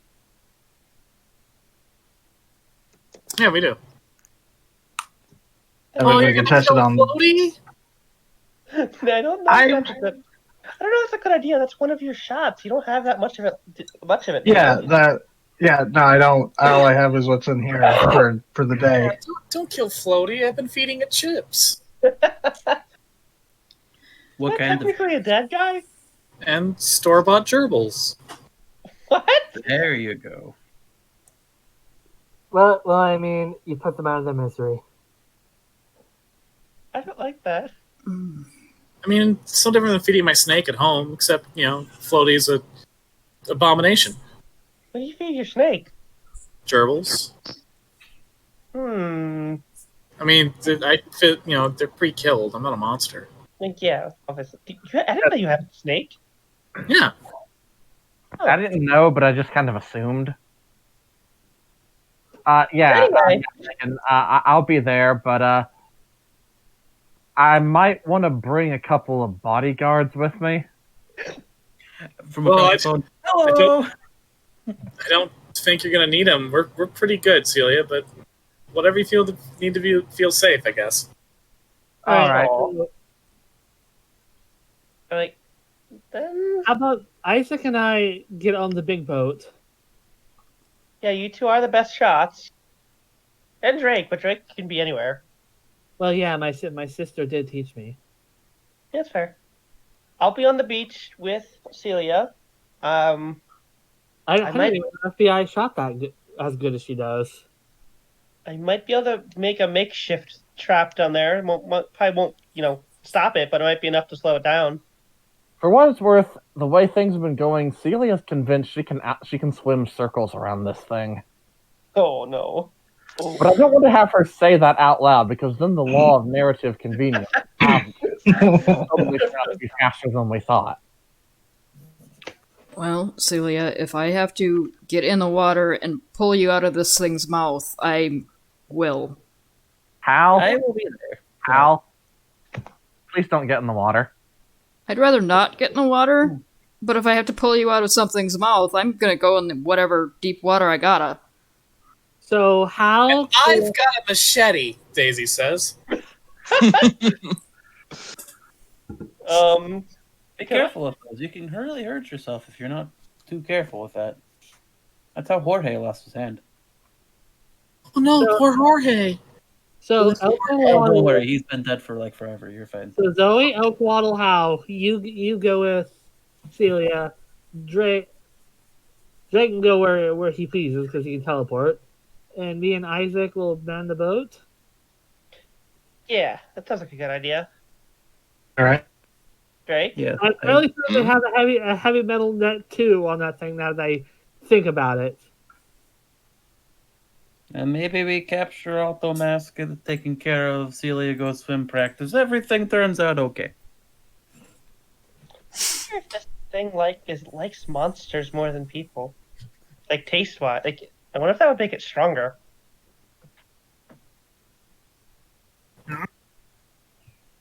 Anyway, that's something to think about more later. To the lake. Da, da, da, da, da. All right. One 70s themed car drive down. You guys get to Contralto Beach, and once again, the 3 Undines are waiting there for you. There are actually a lot of people on the beach today. It's Oh. nice. Oh. It's a nice summer day. Yeah, Mhm. Well, I was at like more at night. Can the It's, gen- it's 6 p.m. It's 6 p.m. It's time for people to still be swimming. can the general Yeah, do especially a there in thing? summer. The general could do lots of things. Can he use sensitive? Sure. When you open up your brain to the psychic environment, roll plus weird. On a 10 or more, you gain a definite impression about something important. On a 7 to 9, you gain a hazy impression on something important. Okay. Alright. General. Go for it. What's your 8. roll? 8. So he has a general impression of weirdness. You get hazy impression about something important. When looking at the Undines, the general's ears set back and his fur stands up a little bit, and he begins to get agitated cat posture. Oh, General, what's wrong? She looks at the Undines. They're looking pleasant and kind, and they're really happy to see Celia. Alex's eyes flicker to the rest of you, and she looks a little skeptical, but she goes up to Celia and says, "Okay, Celia, Hmm. 1 second, 1 second. Zoe, Yeah? do not get into the water with me. Okay. No matter what happens. Okay, I can't promise that. If it comes after me, don't get into the water with me. I can't If I promise start that. screaming your name for you to come into the water, do not come into the water with me. Celia, I can't do that. the Undines all look at each other." If I start begging for mercy, do not come into the water with me. Celia, point has been made. It has, but I just want to make sure you absorb it. Zoe looks kind of scared. I swear, if I am being scissored in half and am begging for you to come in just Okay, to put me out of my I think misery, this is a bad not idea. get into the water with me. I don't think it was a good idea, guys. Gee, you're just now realizing this, Drake says as he's taking a kayak out into the lake. Okay. I just want to make sure. Here, General? Celia hands El Kawado her katana and goes over to the Undines. Oh, jeez. Like Elgawado's just like, you brought this to a public beach? Alex, Yeah. Alex and the other Undines look at that, and Alex looks at her fence like, "So Megan says someone's trying to kill you." Yeah. Yeah. He's he's convinced I've been messing with his stuff, and you know how some people are. Thwarting their plans. Have you called the cops? I mean, would you? Yes.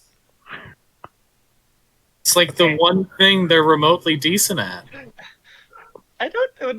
This. Yeah, I'm reading that I situation. agree. Sorry.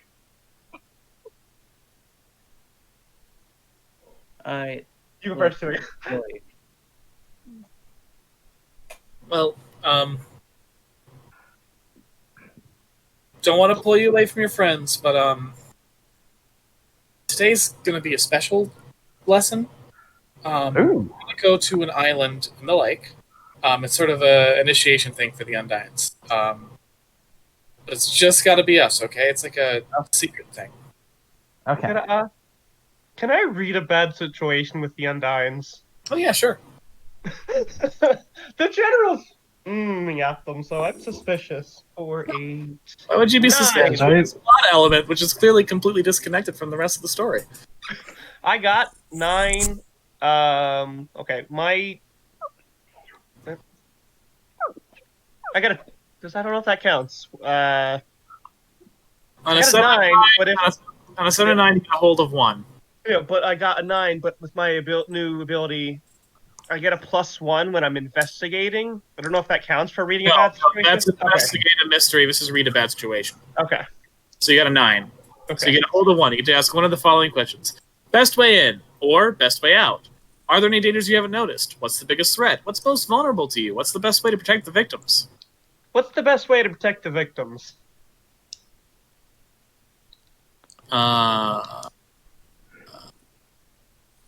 Keep everyone together. Okay. Because the Ultomass has been preying on people alone, and clearly does not like having the odds against it, so right now, everyone at this beach together, super safe. Hey guys. Yes. I think we should follow them. No. I know we should follow them. Celia wants us to respect her wishes, and they wish No, to go out no. to the island. Celia is not alone. El Celia is Quaddle? not alone. Celia can kill a man better than you can. Okay, El Quaddle. Train her to kill a man better than you can. El Quaddle. She like grabs his arms. Elkwaddle's doing that old samurai thing. Is like, no, this is her fight. she grabs his arms and like looks him dead in the eye. Oh my god, Elkwaddle's being Patrick from the SpongeBob anime. We need to follow her. The general's getting a bad vibe about all this. I'm getting a bad vibe about all this. We can't let her go alone. Can Hal roll something real quick? Just gonna roll a weird check. Alright. Plus weird. Okay, that's a 9. And he's gonna, since he's rolling weird, he's using empath. I'm opening up my mind to the emotions of something in front of me. On a 7 to 9, I gain a hazy impression of their current emotional state and intentions. I'm looking at the Undines and using that unconsciously, because he still The Undines have been and are being completely honest about their feelings towards Celia. They consider her a sister. The initiation is very important. The fact that the initiation is private is very important. They want her to become one of them. They want her to belong to their group. And they view this as a perfectly good thing. Their intentions are entirely benevolent towards Celia. Fuck, I get it. But Zoe doesn't get it. Damn it. So everything they have said has been meant genuinely as it has been intended. We know that they think they're being benign. Yes. It might not be by our standards, but they're not going to, eat her or anything. No. And the previous night, Isaac did tell the group that they did ping as supernatural. But Zoe wasn't there for that. Right. She just got a bad impression through the general. And had a premonition that they can't be separated. Zoe. Huh? If you are worried about her being alone, she is obviously not alone. These people care for her in a decent way. And I know you're not happy The with... General had a bad impression of South plus Sam, too. General hates anything that is 3 ways of supernatural. You have not seen the dirty glares he has given me while you are not looking. It's a fucking cat. It views everything powerful that could be a threat as a potential threat until proven otherwise. Okay, but then I got an urge to not let everyone be separated, which kind of backs up that there's something weird going on here. Well, to be completely fair, we're already separated. Kaiko and the others have gone to go get the boat. We are here on We're gonna get out of storage. Celia, are you going with them yet? Yeah. All right, you guys start swimming out into Lake Alto while the group argues. God damn it, no! Hal is just kind of watching them go. He knows that Celia herself is safe with them. He doesn't know what their intentions exactly are, but she's probably safe, so he's just letting her go. He's texting Kaiko to say that they're on the beach and what's happening right now. So probably go to where they are with the boat and then go out to the fucking island. So he grabs Hal's arm and like, Hal, I just get this feeling that we can't let everyone be apart. That's not safe. So that's why I'm texting Kaiko to have us picked up on the boat and then follow them to the island on a, far enough where we're still respecting Celia's wishes, but near enough that we're there. Okay. Are our heads above water right now? Yeah, you guys are swimming out. Alex is leading the group. The other two are flanking you to make sure that you're safe. Again, just feels wonderful being in Same the that. water, feeling the water running through you. It's like rejuvenating. Hey, Megan, Yeah. do you think you'd be able to like swing a sword underwater? Uh, Maybe. I'm not sure I'd be able to swing a killing velocity. Yeah, velocity. Thanks, Tiff. Like one with a thin blade? Like a samurai sword? Yeah, Maybe. never tried it. Be a lot more, easy just to tear into it with our. And Alex turns around and gives her hands. Oh And no! they go. They continue swimming, and eventually they bring you to a very small, but very beautifully floral island. It's like its banks are filled with like wild marsh flowers. There's great big weeping willows, surrounding its circumference, giving it just this very beautiful, almost fairy tale vibe as you guys climb up onto shore. Whoa. Yeah, so island doesn't have a name like most of the islands here in Lake Alto, but this is Undine Island. I love it. Yeah, here, follow. And Stealer three of follows. them lead you to a glade within the center of the island, flanked around by all the weeping willows and all the marsh reeds. And in the center of this glade is a small pond with the most beautiful, crystal clear blue water you've ever seen. How did I not know about this? It's a well kept secret. I So, guess I don't swim that much. Celia, we would like you to join the Undines, but we have to be totally upfront with you about what that means. And before we do that, I need you to promise you will never tell anyone, you will not share with a single soul what we're about to share with you today. I promise. All right, girls. Non-Dine smile at each other as they step into the glade. As they step into the pond, their skin turns blue, like a light cyan. Um, Webbed skin grows between their fingers as their fingernails fall off, and long claws grow from where Oh the god, nails damn were. they're turning into gay anime loving fish. Emerge on their necks. Their jaws shift a little bit to allow for much larger, sharper teeth. Their eyes turn slitted like a barracuda's, and parts of their body begin to be dotted with little diamond-shaped scales. And everyone who figured out the extremely obvious fact that they were actually fish people, you're right on the money. They're fucking fish people. Wow, shocker. I imagine I expected Celia to be shocked and only Celia to be unfazed. And Alex Oh my extends her God. hand and says, "Join us in the glade."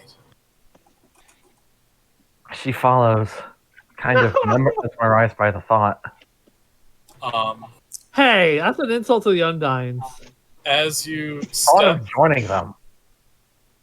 into the water, like the pond glows at your touch, and like even before it touches your skin, your skin begins to turn blue, and the scales start dotting you, and you undergo the transformation.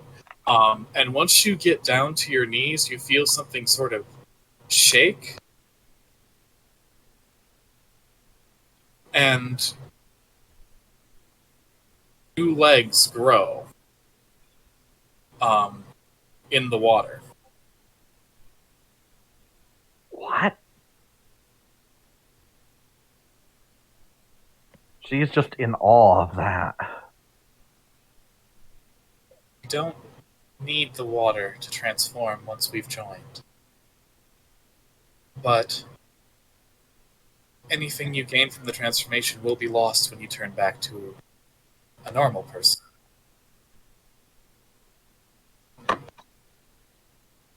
There used to be a lot of us. And while the cover story is that when we lose a member, they've gone off to college or to join a swim team in a different city, the fact is that every Undine we've lost has died on the lake. And now there's just the three of us. What happened to them? Well, we're not the only creatures in the water. We're not the only ones who belong to it. And some of the others are greedy to own all of it. It's the crab guy, isn't it? The great crustacean, yeah, Tiff says. But he's not the one that's been making a ploy, says Meg. The rot has been trying to gain power. I guess it's time I came clean too. The guy I was talking about, that was him. Alex nods. It ate four of our sisters, but then it came to us with a proposition. It says if we put our power behind it, when it comes time to choose a new guardian of the sea, we'll be under its protection. And we've lost so many sisters, we had to agree. But if we had you, then maybe if it tries to betray us, we could stand a chance. I'm going to be honest with you. I've seen. Well, my friends have seen him in action. He's not going to keep his word.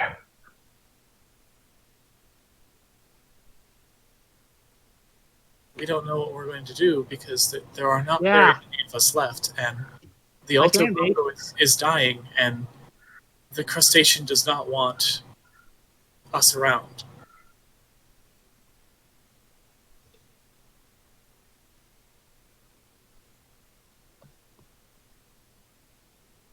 And Alex starts silently and very dignifyingly crying.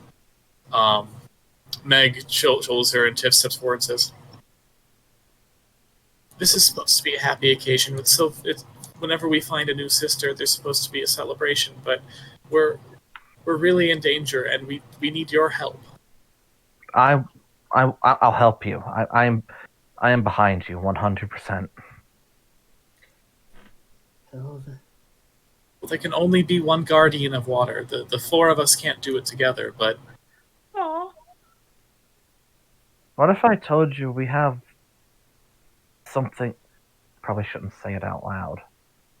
Can the rot hear us? no, this is our island. Okay. We may have found a weakness of his. May have found two weaknesses of his. And the Undines look at each other and look at you. And that would be? There's a chemical that can sort of. I guess it's poison for poison. They didn't give me the chemical details of it, but they seem to think it can kill it.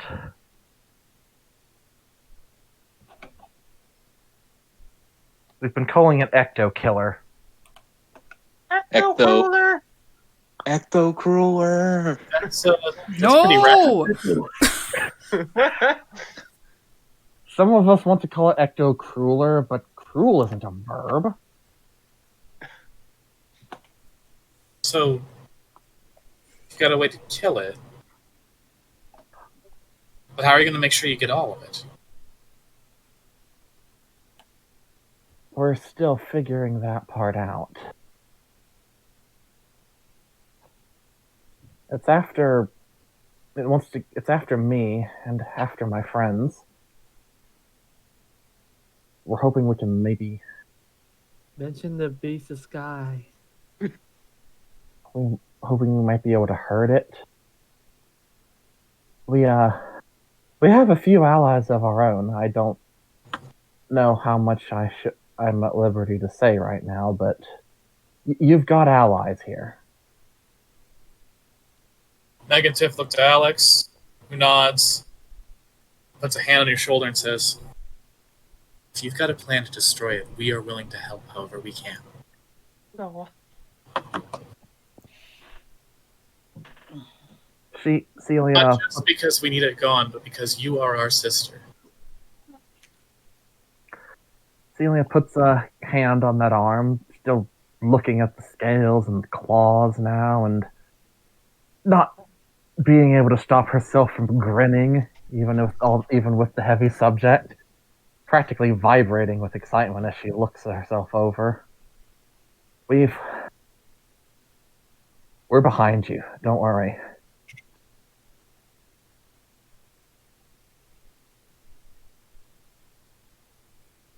Alex smiles, a genuinely happy smile, and all three of the Undines give you a great big hug. And about 20 or so minutes later, your friends on the shore see the four of you swimming in human bodies this time. You have your prosthetics back on. Back to shore. Before we do that, I'm going to ask them. We should talk to them about this. I know I'm not going to say anything without your consent, but we should touch base if we have a plan. We'll follow your lead. And cut back to the scene. I guess cut back to. All right. Congrats, Celia. You've gained your girl gang. Awesome. All right. Celia becoming a boss of a fucking mermaid yakuza. Fucking mermaid biker gang. All right. Celia and the three Undines return to shore. That's like the most relieved fucking look on his face. Like he's like, oh thank fuck. Nice. Zoe, Nice. Zoe tackles Celia. Celia wobbles, but holds her. Hell I thought you were pretty guy. Hell actually looks at the Undines and gives them a nod. Alex nods back and says to you, so Celia says you have a plan to destroy the rot. What? I knew You it. told them about the Ultimax? Be right back. I'm gonna go get my food. Well, I mean, I told them about the guy wanting to kill me, and they mentioned the rot, and it seemed like it would be pointless to try and pretend they Okay. aren't the same guy. We should do this somewhere more private, like say Not a public beach. the Wax Museum or something where we're based in. Yeah. All right. So you take them back to the Wax Museum and debrief. Hey guys, have you ever met Duchess Scissorjaw? No. Oh gosh. She is a very nice lady. Very nice. A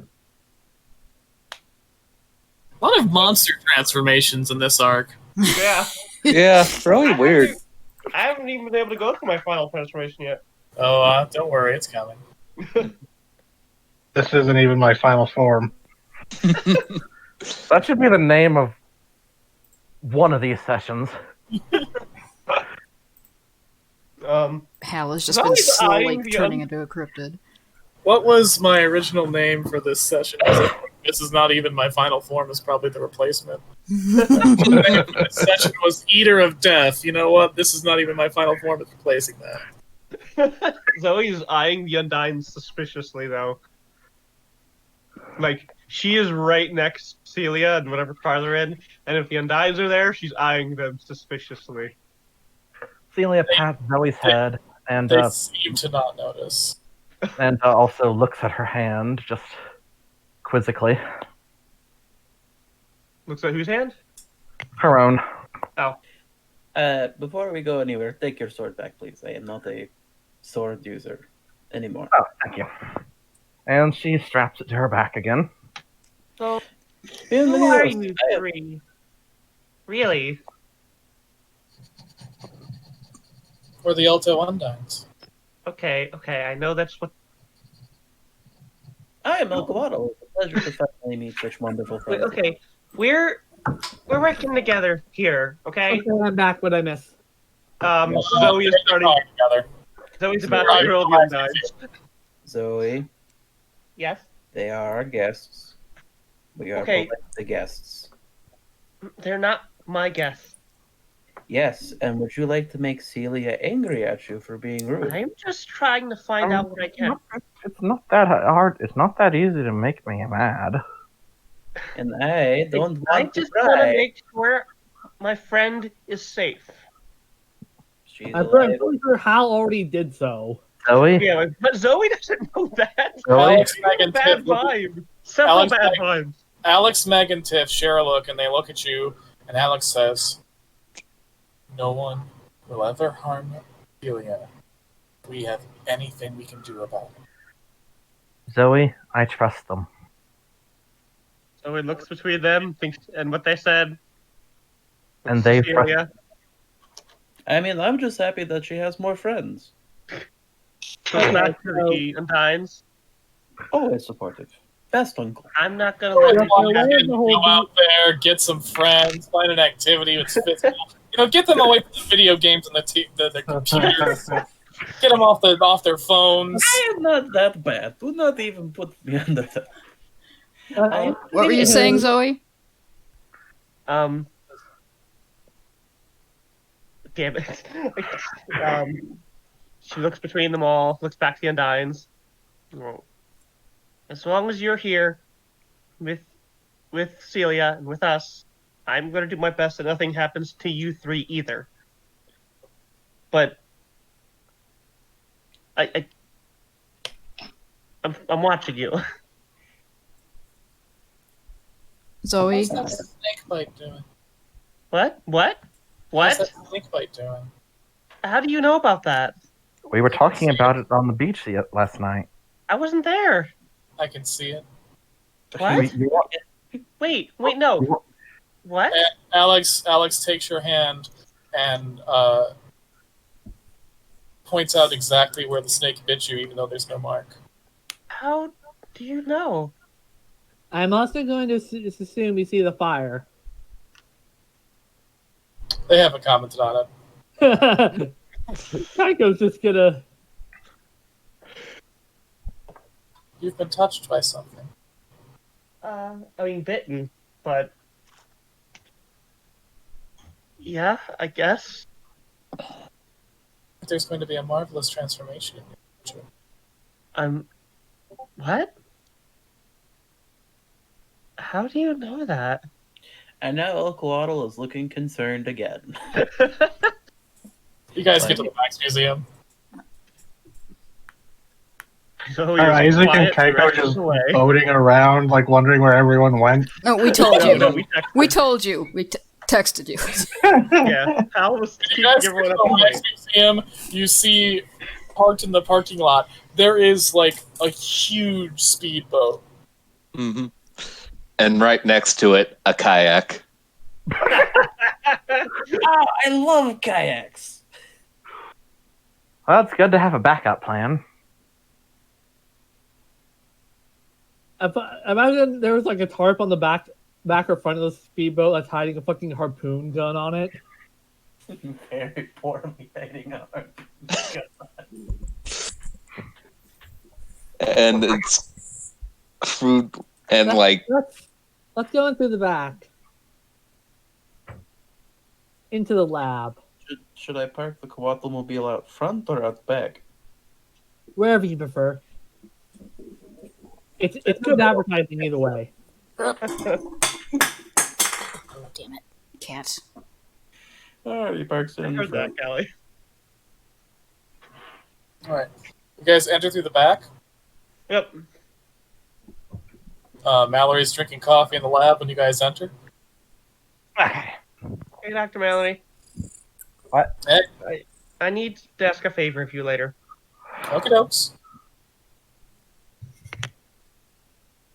El Cuadro just waves. Hey, luchador guy. Hi, scientist lady. She accepts that. Doctor, Mallory. Could you make me a promise? Sure. Why is there a trio of girls in swimsuits? Don't worry about it. Kaito points to the tank. They Oh, have personal business with that one. Oh, Was okay. she cool? Oh. Kaiko's talking about the mask. And Right, I Rialto Undines are staring daggers at Floaty. You know about monster biology, right? I mean, I'm a xenopathologist, so I specialize in infectious things, but I've got a general understanding, yes. Could you, well, if you promise not to show anybody but me, and not to make it weird, I need you to look at my blood, I guess. All right. Mallory takes out a syringe. Oh God.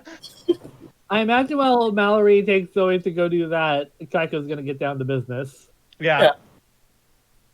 Alright, so you can probably guess we're all also supernaturally inclined and have I'm not, Daisy says. She's still here and I haven't forgotten. Just give it a minute. Give it a few days. Simon must be wondering what's with all these people just showing up I mean, got Simon's one. and walking into the back. Oh, that's right. They came in through the back. That's right. if you haven't heard, the Altapogo, we all know the Altapogo is dying. No.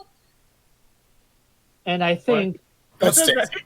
that- That's Oh. Daisy. But she has a son. She has two. I was about to say, was that Mallory? No, Mallory's However- busy injecting you with a syringe and taking your sweet, sweet blood. how the Owlman or Injured Cold also tried to do the same with the with the Mothman or Beast of Sky. And before Which that, we there was killed. Bigfoot trying to take the Beast of Land title. And then there was the fucking Owl Man. That was the Beast of Sky one, Drake. I was there for that one. God Also, what is damn a it. Bigfoot? Southpaw Sam. Very hairy guy, looks like a gorilla, but not a gorilla. Big feet. Gorillas exist? Sasquatch. Yes. Fun There fact, might be gorillas an are- gorillas were- herd. if I remember correctly, gorillas didn't technically were known to be a non-mythical creature until I think it was the 1910s. It was funny joke. Funny joke. Funny joke. Man, once we got business taken care of, we gotta give you like tour. I mean, now that I'm not being sucked into the television again after every adventure, yeah. Daisy and the Undines all take a moment to look at that like, what? And then, okay. He looks at the Undines. Ancient curse. It happens. The Undines nod. Daisy accepts it. Daisy accepts it. I will give you an entire story in a special interview for you, Daisy. Don't worry. Okay. It has specifically been targeting us, specifically after the murdering of Injured Cold on the shores of Lake Alto, which imagine a lot of things in the lake saw. I mean, yes, we were Mothman's hitmen, per se. So We weren't hitmen. We were protecting our friend. We murdered somebody. It's it, man. So we Yep. are trying to devise a plan to find the central core of this in its lair and drag it onto dry land where but finding its lair to where the core would be is then the stickier issue, since we can't exactly get a in-depth look at the bottom of the lake as of yet.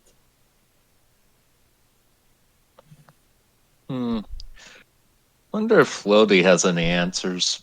It didn't tell us anything about trying to get you specifically, but I know that it is trying to build up enough power to destroy the Great Crustacean. That's the primary competition it has for taking over the Alto Pogos role. Is the Great Crustacean aware of this? Yes, and it's not going to be better if it wins. What's So the we need crustacean like to anyway? ensure.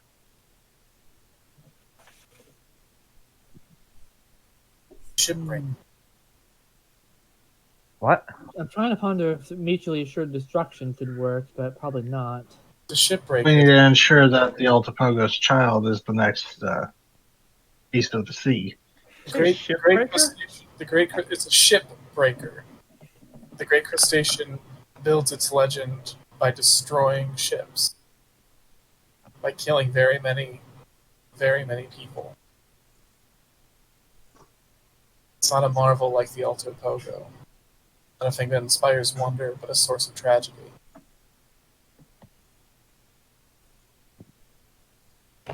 A boogeyman, not an idol. The lake will become dangerous as the Great Crustacean will. And we know that the Alto Pogo has hatchlings, but only one of them can become the next guardian, and neither one of them is strong enough on their own to take on the other two. So, we know how to kill the mass. We just need to figure out how to find its central body and destroy it. How to lure it out. Maybe I told you, I would Floaty? stand on the edge of the dock and just insult it until it comes up. That's usually how things work. You yell loud enough, something shows up. If I It's lure out asking us to funnel our power behind it for its bit of our power against Lake. We could say that we found you and lure it I'm to okay the surface. But you would have to make sure that you destroy it, because once it knows our deception, it will come gunning for us. of course. We'll have to make a thorough plan then. Gotta make sure we get it in one shot. One opportunity.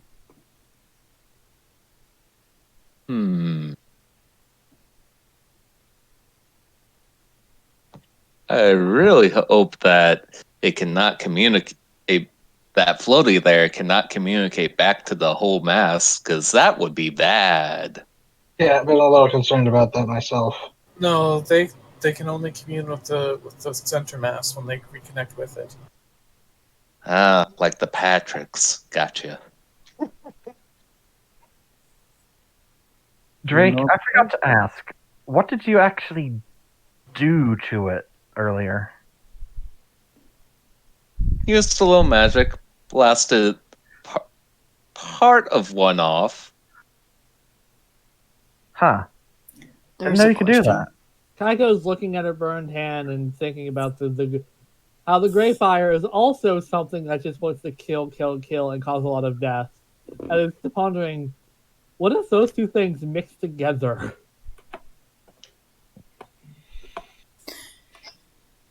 Oh, there's a question I should ask.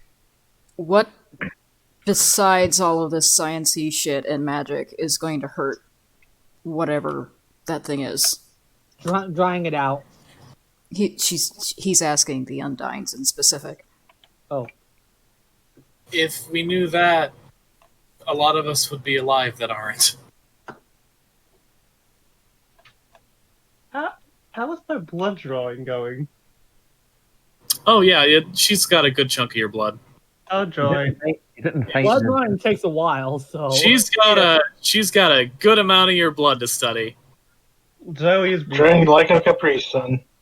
Zoe comes out kind of woozy. Celia immediately gives her a juice box. I don't have a sugar cookie, so here's a. Here, have some gushers. Thanks, Drake. Then all the Rondon's face just turned. Hal grabs the gusher pack and throws it and says, "No!" Hey! I'll just go to the front and get some concessions. Mallory says. Like 30 seconds later, she comes back with a Kit Kat. Thank you. God. I would She, say, and again, she would do this time without even taking off the wrapping, just pops the whole thing in her mouth. Ew. Mm. That's not gonna be good. What? What? What's not? You swallowed the wrapper, kid. What? Uh, yeah. Yeah, That's that's gonna hurt on the way out. Michael pulls out a map with bunkers. Shame sex can't vomit. And who's it? Michael pulls out a map with a list of bunkers as well as diagrams for like plans and traps and shit. So we've been pondering things like harpooning it with a harpoon gun, dragging it to land, setting a trap, but we're using a giant metal net that we power with electricity to cause it to dry out and on its own.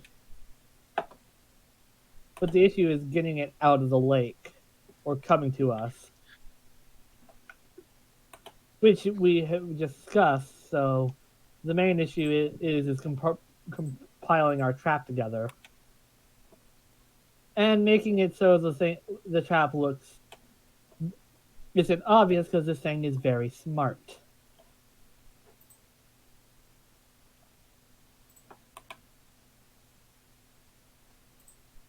So you guys begin to formulate a plan. Hey, Kaiko! Simon comes into the room holding a furred trout. That's Sundari girl. You know, Oh God. the cheerleadery one? Yeah, she brought this for you. What? This wait. Hold on. Before we go anywhere, Simon, did you just call a real person Tsundere? Hey, if the shoe fits. No. Celia, what is a No. tsundere? It's a person who pretends to hate you to hide the fact that they actually like you. Oh, Yeah, I don't think that applies, like Simon. Enrique. You're being a real kudere, Drake. Drake just Isaac's sitting in the background with his face in his hands, just like, oh god. You know, How do you channel your Drake- Genki girl personality? Simon. Drake just sort of stares at Simon right now, like a look of just straight face, intense loathing directed solely at him. Simon, Oh, are you getting all yet? I was about to tell you that you had like a valid point there, Simon, but then you did that. It's like no. Behind you all, Mallory Masters starts a chuckle and then goes into a full-fledged laugh. Oh, I would start running. Oh, okay. I just went off. I got a man on the front desk now. Hey, Simon, let's reintroduce you to an old high school habit of yours. Come on, buddy. Do not give the grown man a swirly. I don't trust you, man.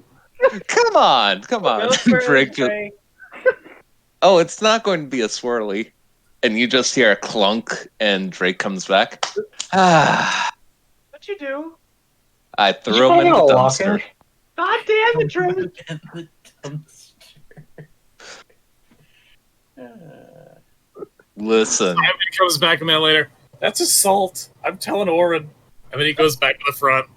Simon, I'm telling him what you said. Yeah, I'm telling him that you threw me in a dumpster. We're not teenagers. Hold on. I'm not sure if Drake technically has ever been a child. Very good point, Luchador man.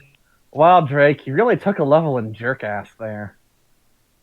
Yeah, I've been Oh, growing God. it. God damn it. Brought to you by TV Tropes, the worst hell site on the internet, except for all the others. So, we're laying a trap, yes? So in order to make it look obvious, we should probably make it look like it's like some of us are like on offer to the lake, like captive or something, maybe. With the rest of us lying in wait. Some of us as bait. Oh yes. Easy ones would be Celia or me, because I'm an idiot and I will get myself into dumb situations where I've been captured before. That was like half of the plots of my episodes. I could be a bait. Yeah, I'm not exactly helpless when I'm. Psycho You will Bait not be back. would probably be a more enticing target, given that the Beastus guy was the one who asked me to kill the thing trying to usurp it. Yeah. So I might be perceived as a bigger threat and thus the more enticing target. But at the same time, you have that spectral fire, and I You have a might not hunch. want to eat that. Yeah. Like, that's a bomb. It might not want to eat a bomb. Mm-hmm. And that shit hurts. It hurts a lot. Looks at drink. It hurt enough to annoy Big Mel, so Exactly. Yeah, you Oh. hurt Big Mel. That's a big deal. Hey, TT. Yeah?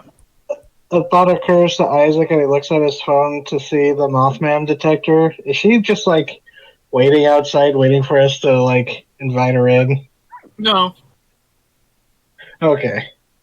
Because then Isaac's like, maybe I we should get the imagine Beastus she's- guys I bet input. she's somewhere with a really bad stomachache due to all the cheese she ate. She did eat a shitload of pizza.